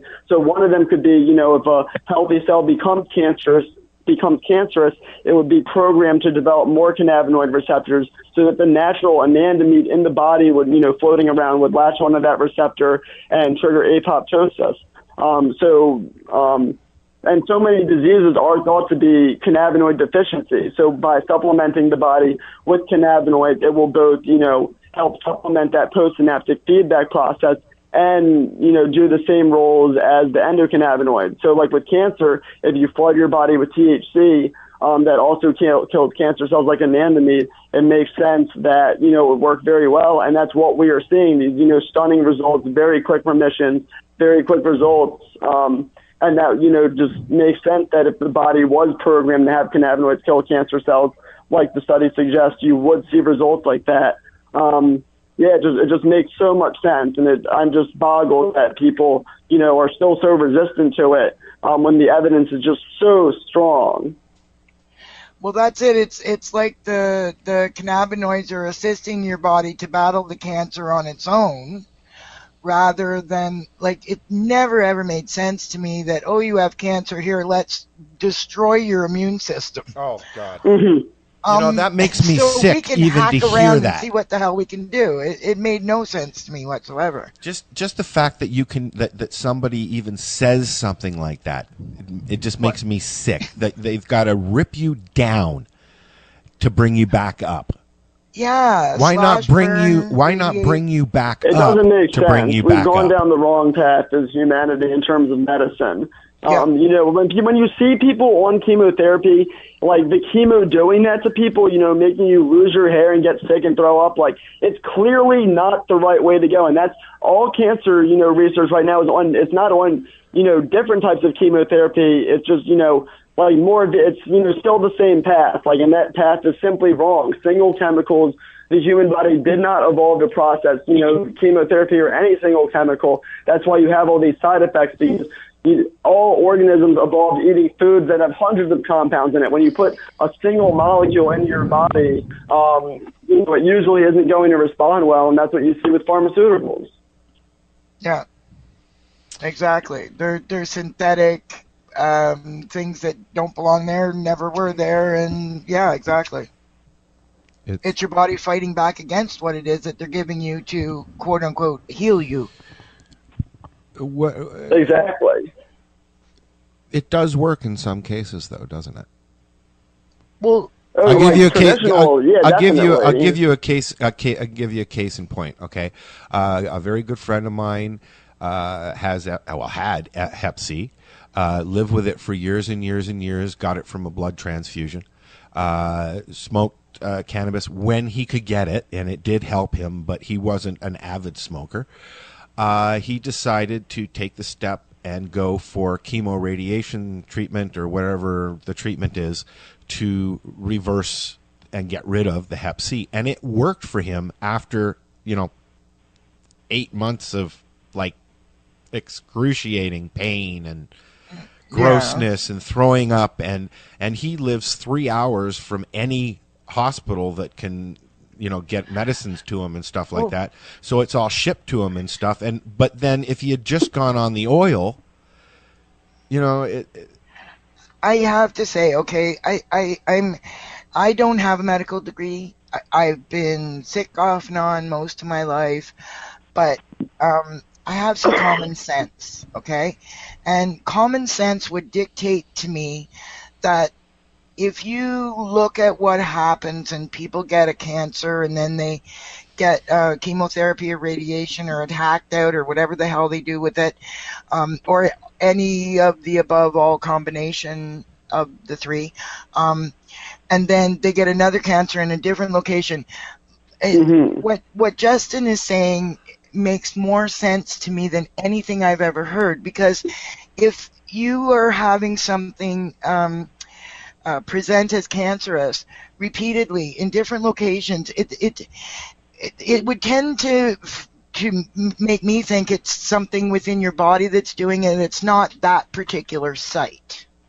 Okay? So if you have something that may show you have a predisposition to developing, say, breast cancer, and you go and you have every bit of muscle tissue removed off your chest because you may have a predisposition Is that like the thing? Is that the thing that? Yeah. Angelina Jolie did that. Yeah. What's stopping that predisposition from popping up somewhere else? I don't know. I've heard a lot of women chatting about that subject, though. I seriously believe that what Justin said. Nothing. I think it's you have to treat it systemically rather than locally. As look, there's a bump. But the women who are doing what Angelina Jolie did are just saying they're being proactive because it runs in the family and they have the gene. Yeah, a gene that could or could not. It could come into her uterus, or it could come into her ovaries, or it could come into somewhere else. But isn't this? My mom had kidney cancer. Okay. Yeah. She had a kidney removed because they said that when she had her back pain, they did x-rays and, it was gone. So they had to remove what was left, but the other one was fine. And so she went through, you go for your exams every 6 months, and it's every year, and 18 years later, guess what? She had, we went through everything. They came to her in March and said, you don't have TB, and you don't have lung cancer, and you don't have histoplasmosis, and you don't have any of these things in March. But in May, she was dying with metastatic cancer in her lungs. But I guess it's because renal cancer, once it moves to your lungs, doesn't look like lung cancer. Then when they took the chunk of the lung, they went, it's not lung cancer? How absurd is that? So, that's crazy. Here's the thing, because we really only touched on the topic of high dosages. And probably what Justin notices as well as I do is that when you get to those very high doses of 1 gram or more a day, that you can cure diseases, especially cancer has been probably proven more than most. So the thing is that there is a large group of people who cannot get to those high dosages. There's what I think it's a 1% group, which is enough. That's a large amount of people to me. Because there's a lot of cancer patients here in Nova Scotia. I don't know about anywhere else. And that who can't get to those high dosages and who have opted for chemo and cured their cancer, but still continue to do low dosages of cannabis and, continue to ward off any future. And I'm not going to say never, ever, ever do chemo, because there's new chemos coming out and they do this. What chemo does and radiation does and what cannabis does is it's all ceramide production. And so whether it's from a synthetic substance or whether it's a natural substance, it's better than not treating it if it's an aggressive thing. And so I want to be careful about saying never ever do chemo, because there's a new chemo called Tarceva that just cured somebody I know. I say never ever do chemo. He wasn't sick and he didn't suffer. And now he's quite healthy, and he's still continuing to use cannabis, what we call a maintenance dose, which is what we suggest to everybody even after they've cured their cancer. So how much is the maintenance dose? Oh, that's a good topic that we should talk about. And what would that cost? People always say how much. And the answer is always it's totally dependent on the patient, and everybody should be treated as an individual. So start at a very low dose. And, if you're already taking cannabis, then, maybe a maintenance dose would be, my suggestion might be, let me rephrase that. If it were me, I would stop taking it four times a day at that high level, which would be at least a quarter gram of cannabis oil 4 times a day, but I would just switch it to the bedtime dose. Now, is that undiluted with anything, or just flat I out? always mix all cannabis with coconut oil, Okay. and I do Excellent. I knew that. I do believe that it's better than hemp oil. I'm sorry, and it's only because of processing, not for any other reason. But it's equal nutritionally. But it also coconut oil. It has some good medicinal. saturated fat. Yeah, it has some medicinal value itself. That's right. Yeah. It's a saturated fat in a non-animal form is right, and hemp seed oil is 84% non-saturated. And it's mainly polyunsaturated, omega-6 and omega-3. Right. So I'm not downplaying hemp oil. I'm just saying that I recommend coconut oil. And any of us that use hemp seed oil, it's cold pressed hemp seed oil. Right. Yep. Yeah. Can you explain what that means? Explain what that means, It's actually please. twice the cost of the coconut oil, eh? What would you recommend, Justin? One sec, Laurie. One sec. Can you explain what cold press means, please, first? Cold pressed hemp seed oil means that the process used to produce the oil from the hemp seeds is a cold press rather than heating it. Okay. Because heating it reduces or destroys the omega-3 and 6 fatty acids. Okay. Right. Okay. Now you can continue. Thank you. Yeah. Go ahead, Justin. So what would you recommend?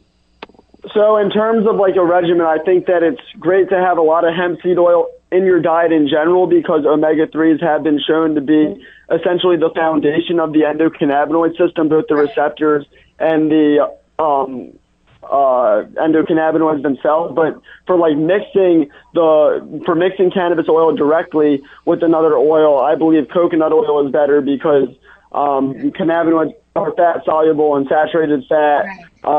It seems to just dilute better into it. And I've heard of the cases where people have combined it with coconut oil. It seems to increase the bioavailability and increase the time that it takes to metabolize the cannabinoid so that it's in your system longer. Go on. I just want to say I also noticed patients that they notice less of an up and down in their high when they mix it with coconut oil. That would make sense. I've had both. I've had the chance of trying both, and I got to say that I didn't feel as queasy with the coconut oil. Right. Yeah. And so, what about a maintenance dose, Justin? What do you think that would be considered? I think 0.1 to 0.2 grams every day or every other day would be good. I definitely think it's important to keep ingesting it. I don't believe that smoking would be an adequate maintenance dose because you're overheating the cannabis. You're processing it through your lungs instead of the digestive system. But I really don't believe that you need much. And I believe that in the future, everybody will be able to take large quantities of high CBD oil and raw cannabis medicine like THCA and CBDA, which have no psychoactive effects, so people can take them whenever they want. And I do believe that it will eventually be proven that raw cannabinoids like THC acid and CBD acid will be better for treating cancers and other diseases than decarboxylated THC. Jameson has people having trouble working up to the right dosage because of the psychoactivity. I think that's on its way out. Jameson has already said they're going to jump into that market. Right. They do a lot of herbal stuff, right? Jameson. What is it? Jameson. I don't know the whole name of their company, but I read an article. They said that they are going to jump into the cannabis market. Yeah, they do a lot of supplements. Yeah. Not the good supplements, though, the cheap, crappy supplements. The CEO, the fellow that's been CEO of Jameson for the last 21 years. Thanks. Just, I needed some of that stuff. No, I'm kidding, Jess. Sorry, what was that, Laurie? I said the fellow who's been the CEO of Jameson for the last 21 years has just moved over to a cannabis company here in Canada. Okay. Yeah. I was just using them as a reference. I mean, there's a lot of companies that are coming out with their own versions of this and that, right? What are you laughing at, Jess? I sampled a bubble gum at the Safe Access Now conference that was absolutely amazing. It helped every muscle in my body relax. It was just lovely. I have hard candies that same sort of thing. I've had candies and I really enjoyed them, yeah, and cookies too. Like, I mean, I'm love. Somebody's never sent me them yet. You know what? The guy that makes our truffles doesn't like me anymore. Darn it. Oh God. Darn it. And I told him, the fact that you don't like me shouldn't affect the fact that you make truffles for all these sick people, But buttercreams, buttercreams work really good too, eh? I gotta try that. We made some medicated butter tarts last year sometime, and they were. I made Christmas candies, right? So there's chocolate truffles and maple walnut buttercreams and orange buttercreams. So it's my birthday and I have all this cake here. I'm telling you, because I get so much. People keep bringing you cake. I got a cupcake daisy. I don't know. Cool. It's cool though. It's really cool. So listen, folks. I wanted to give. We're getting close to the end of the show. I wanted to give everybody a chance to, chat about what they wanted to chat about, and I'd like to start with Justin and see if he wanted to add anything or update anything, and then we'll let Elizabeth talk about her visit at ASA in. Where was it? DC, wasn't it? Yeah, it was the DC conference. Cool. I was actually there too on Sunday. I wish I could have seen you there. Dude, I had a smectabulous time. Do you have anything you want to plug? Because I'll move right into how much I support that organization. I guess all I can really plug is CannabisExtractReport.com, which I just updated again on June 2nd. If you everybody should read it. Just see how extensive this is, how many patients are reporting remissions with cannabis oils, all the rising names in this, like Dr. Raphael Masholam, who discovered THC, has called clinical trials of cannabis and cancer because of the weight of this evidence. Stephen DeAngelo, who runs the largest dispensary in the country, is reporting weekly skin cancer successes out of his establishment. There's Jeff Ditchfield, who is working with some of the leading researchers in Spain, Guillermo Velasco and Dr. Manuel Guzman, on a documentary called Project Storm, which follows 6 terminal cancer patients using cannabis oils to treat the cancers. And it goes really in depth into the science. Like, he is interviewing, the researchers. So that project is similar to the Phoenix 5 in that it actually tracks terminal cancer patients from start to finish, so people just can see that this really does work. There's so much other stuff in it. I guarantee anybody who reads it, it is literally impossible to say that cannabis extracts have not worked against cancer in humans. Like, I've seen people try, and it's not pretty. Like, the evidence is just so overwhelming. It's very clear this works, and that we need to both research it and access it. We need to find what cannabinoid and terpenoid profiles work best against which diseases and which patient populations. And I really believe that research is going to take off soon, and that's what I'm fighting for. Woohoo! Woo! And that's CannabisExtractOils.com. Is that what I'm writing it down now?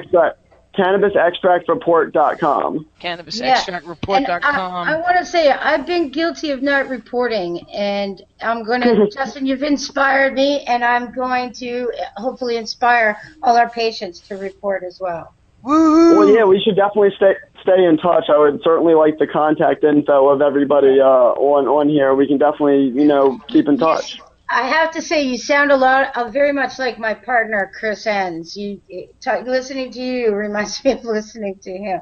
Sometimes we have to listen very hard. And because they both talk so fast. We're so grateful for that. Thank you. Thank you. Yeah, it's always a pleasure to have you on the show, Justin, and you're welcome anytime. I would love to, since we're talking about success stories, I would love for patients to call in and tell us their success stories. We're going to do that sometime really soon. That's a good idea. Yeah. Oh, we should have a whole show just for that. Ooh, that's a good idea. Speaking of success stories, the ASA conference that Justin and I were both at. Justin, you may have missed me because I was constantly in the hospitality room 315 with the vaporizers. I'm pretty sure that I was in there a couple times. Either that or I was down at the bar talking to the first financer, the primary financer of Americans for Safe Access. She can go to safeaccess.now or safeaccessnow.org. This is my favorite cannabis lobby, and I love them all. I love the Marijuana Project policy. I love the Students for Sensible Drug policy. But what really touched me about the ASA organization is that they flew in people from around the country who are making a difference in cannabis that could not afford to come to Washington, D.C. And they invited people. They had a very reasonable entrance fee to this conference, and people came from all around the country who have never stood up for their rights before. And the ASA folks taught these people how to lobby. We socialized, we partied, there were different teach-ins all week, there were different discussions and topics, but the highlight and the climax of this conference was that you learned how to go on Capitol Hill and have your voice be heard door to door. And I think that is absolutely invaluable in this movement. And critical, because you have so many people discovering so many personal experiences, and people feel so intimidated by the legal system. And Don and his crew at safeaccessnow.org took the fear right out of it, and it was a beautiful thing to see. Excellent. Wow. Other than that, I've got a couple things to suggest to people entertainment-wise. There's a really good podcast session out of LA that's run by Don Adams and April O'Connor that would complement this podcast session, and I suggest some schmoozing among the two.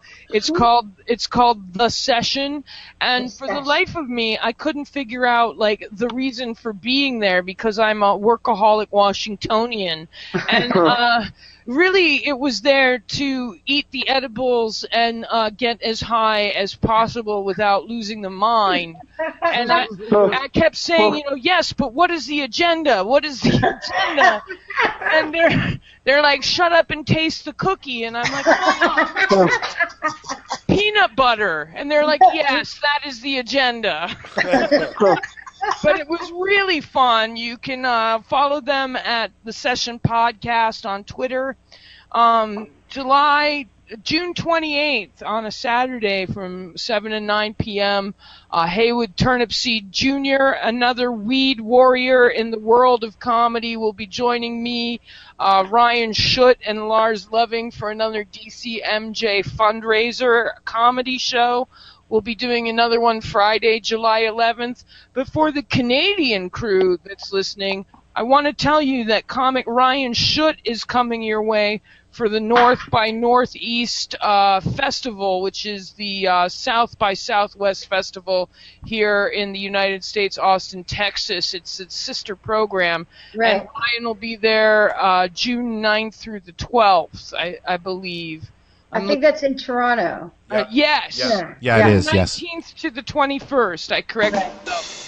And he is someone thank you for the rim shot.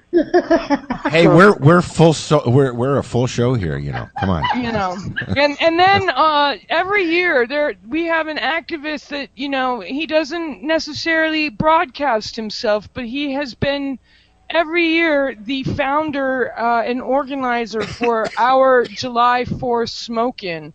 And every year on July 4th at around 11 a.m., we gather in front of the White House for a pro-legalization rally, and it's John Pilka that organizes this, and he brings in folks from all over the world that want to participate, and we have a speak out, and then we march down Constitution Avenue to a concert stage set up by Billy Beam, and his band, The Unfortunate Sons, and we throw down and have a huge concert. So anyone out there listening that potheads are just a bunch of lazy sit around and do nothings, we set up a full stage with giant stacked amps and a professional sound man. And it's not easy. And we throw a free concert until the fireworks begin. Yeah, and speaking of concerts, Peace East is happening in Nova Scotia in Manganese Mines this year. It's a cannabis, we call it a Cannafest or a Meducation festival. Meducation. I love that. Meducation. Pardon, Lord? A Canna Camp Out. Yeah, Canna Camp Out or 420 Festival. So this is our 5th year now, and we found a solid location. It's called Gittins Lodge, and it's in this little town called Manganese Mines. It's in the middle of a forest, so we can be as loud as we like for 3 days. Oh, hey, man, I know a comic named... Can we run around naked? That's what I want to know.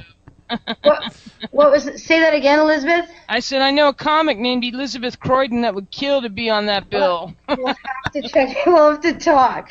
So, and yeah, we are trying to bring people from across the country, especially speakers about cannabis. So if you want to come and, just say shit for 15 minutes about cannabis and how it affected your life, we would love you to do that in between bands. That would be a great time.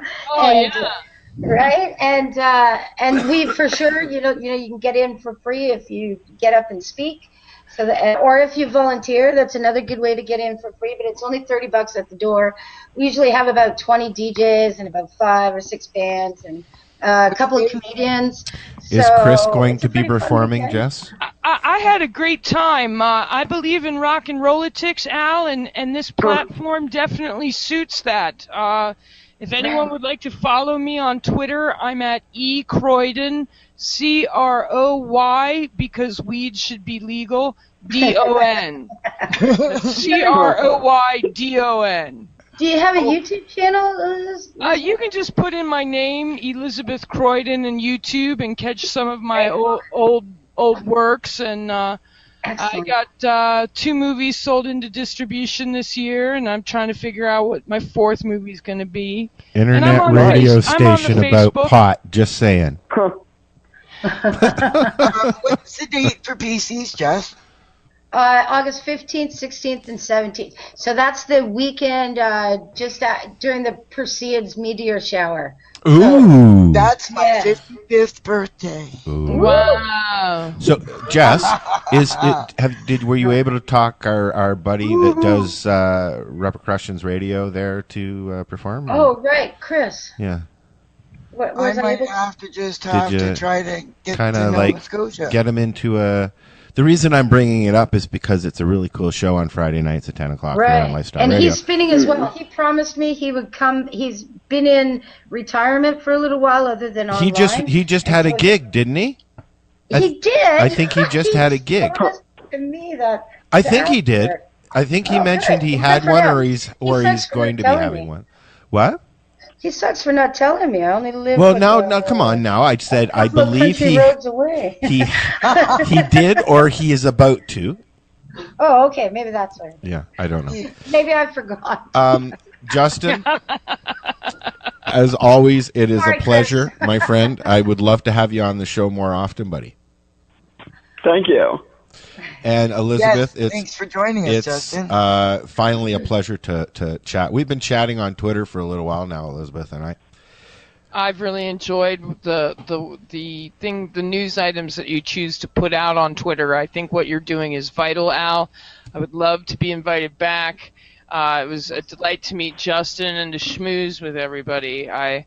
I think that the community of cannabis needs to come together because weed are the world. Weed are the people. Weed are the people. Weed are the people. Let's all grab our hands together and sing Kumbaya.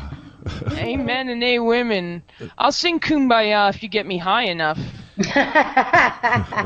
I'll even go into a hug circle. Sounds like a challenge accepted. Really? And on that note, August 15th in Nova Scotia. Yeah. The beat down. All right.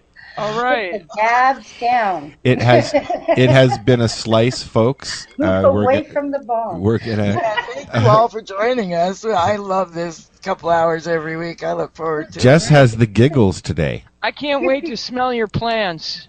Oh. Especially after the rain. I've got some friends in Guelph. I'm a big fan of Night of 1,000 Accordions. Oh, there you go. You're going to have to let me know if you're coming up north of the border and come have coffee in the garden. I will. Look up the comedian Howard Dover. While you're there. He's out of Toronto and L.A. We know who he is. I know good. Yeah, he's great. I really, good human. Very good human. Very good human. That's cool. He taught me that He taught me that the vaporizer bag from the volcano once used is excellent to baste your turkey in on Thanksgiving. That's right. Wow. That's a true story. That is true. It's the Oh, well, geez. It's the same polyester plastic. Wow, you know what? That's a really good idea. Some marijuana wine or some weed whiskey. That would be, you know what? Actually, medically now, I'm talking about pure entertainment. That's self-medicated. I tried. I self-medicator. I got last year a couple of sample bottles of Mary Jane's, and it's hemp wine. Ooh. Yeah, I had a red and I had a white, and we actually we tried it during our Passover dinner last year. Wow. Yeah. That sounds like a lovely, holy way to get in touch with the spirits. There you go. It was. It passed over. With an A+ if you have hemp wine. My goodness. Yeah, we got to figure out something for those of us that don't partake. Imbibe, is that the word? So, do we have promo for next week, Al? No, not yet. No. Oh, no. Okay. No, I have no idea what's going on. We'll be here. I'll tell everyone to tune in. This has been fantastic, highly engaging, and I learned a lot. Absolutely. Yeah. Folks, it's always a pleasure. And ladies, I will see you next week. Justin, feel free to call in anytime you want, my friend, and let us know if we can help with anything, getting the word out. Elizabeth, awesome, no problem. Please let me know when you got dates and stuff like that. I'll get Jess to make sure she makes a mention during our event. I sure will, and I'll send you a couple of cannabis experts that would really enjoy meeting you and being part of your program. Awesome. Great. Awesome. That would be awesome. Thank you. And on that note, this is the 420 Radio Show. You can find us every day at 420 and a new live show Wednesdays at 4:20 p.m. Eastern Standard Time. We'll be here next week. Good night, everybody. Or good afternoon. John. Enjoy your Thank snacks. you so much. Yeah, goodbye, John Boy. Bye-bye. Good night. Good night.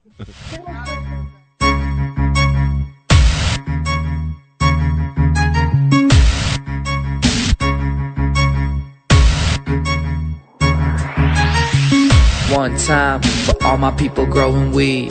Put their life on the line for what some people need. Running from the law over a fucking steed. Well, the law don't make any sense to me. Cause it's a plan, a gift given to me and you. If you don't like it, then outlaw every flower too. A gift given to me and you. If you don't like it, then outlaw every flower too. Yeah, cause that's exactly what it is. They've been lying to the parents where it's good for the kids. You need some proof, but it's look what I did. Went from barely alive to teaching y'all how to live. But before the first hit, I was as bad as it gets. I'll be the first to admit I acted like a little bitch. So to the one growing, that's a sativa. Thanks, one love, we see ya.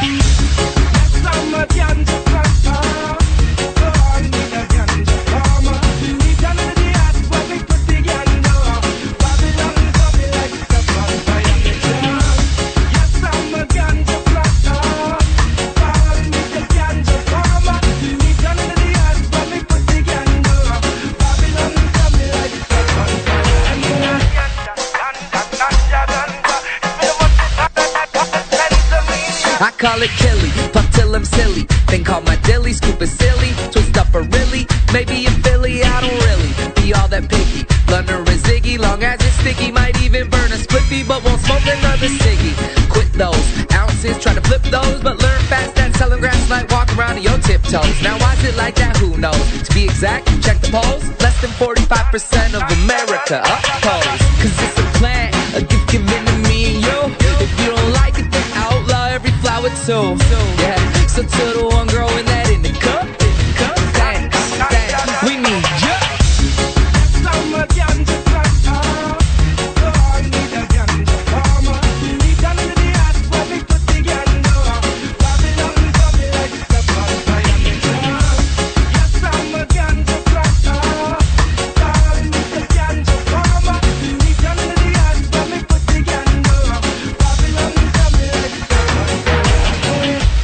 Time for all my people growing weed.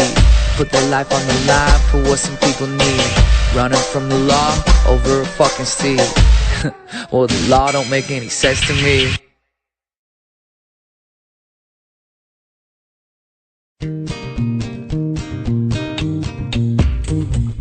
You like music, you like weed, well, we gonna be good friends indeed. This is how much I like more than smoking trees. They'll make you dance the do-si-do and teach you how the chiba grows. Smoke a bowl on the 420 radio show. On Lifestyle Radio. What are you doing? Nothing? Why not? Trying to get on this Lifestyle Radio website. Sounds like a cool website. Yeah, it's alright. Oh, hey, I might have it. You might have it. You're listening to Lifestyle Radio. Good evening. I'm Coulter Wonkinder. I'm already into the 420, damn it. Are you looking for non-stop, continuous cannabis and psychedelic programming? If you are, then turn your browsers to 420radio.ca or paceradio.net, where you will find the 420 Pace re-rolled Saturday. Everything gets started at 8 a.m. Eastern Saturday morning. This, guys, is a BT bottle with a little straw on the end of it, okay? Back in the day, we used to have glass bottles, soda pops in glass bottles, okay? Soft drinks. And this was built for the old school hash. This is the hash that your uncles and your grandparents would get. And this is the stuff that we would all treasure whenever we could get it, because we thought it was the best stuff, because it's the constant. It was our form of concentrate. Correct. Right? When we were young, right? Yes. This is To answer your question now. Oh, here we go. Forward. Oh, now you're going to cut this out if it doesn't work, right? Yeah.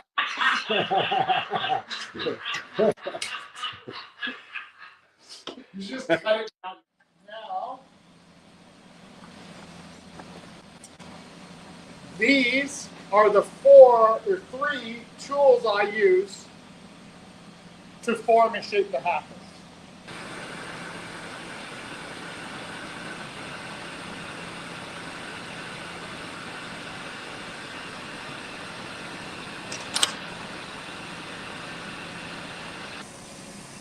So now once the prep work is done over on the lathe, it now has to come over to me to put the mouthpiece on and finish off the top part. So first up, I just need to clean up and close off the top that's left over.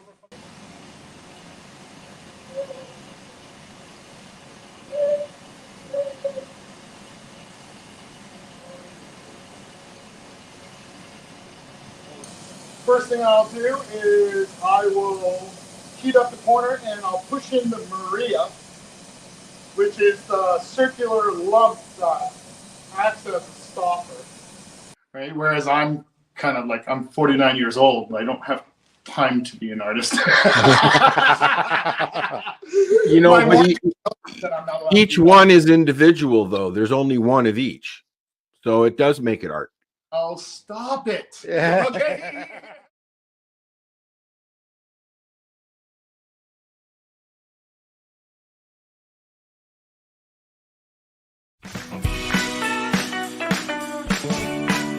Hi, I'm Timmy. And I'm Mary Jane. He's the newbie. She's the doobie. And this is the show where we tote cannabis. Talk. From both sides. Is that even possible?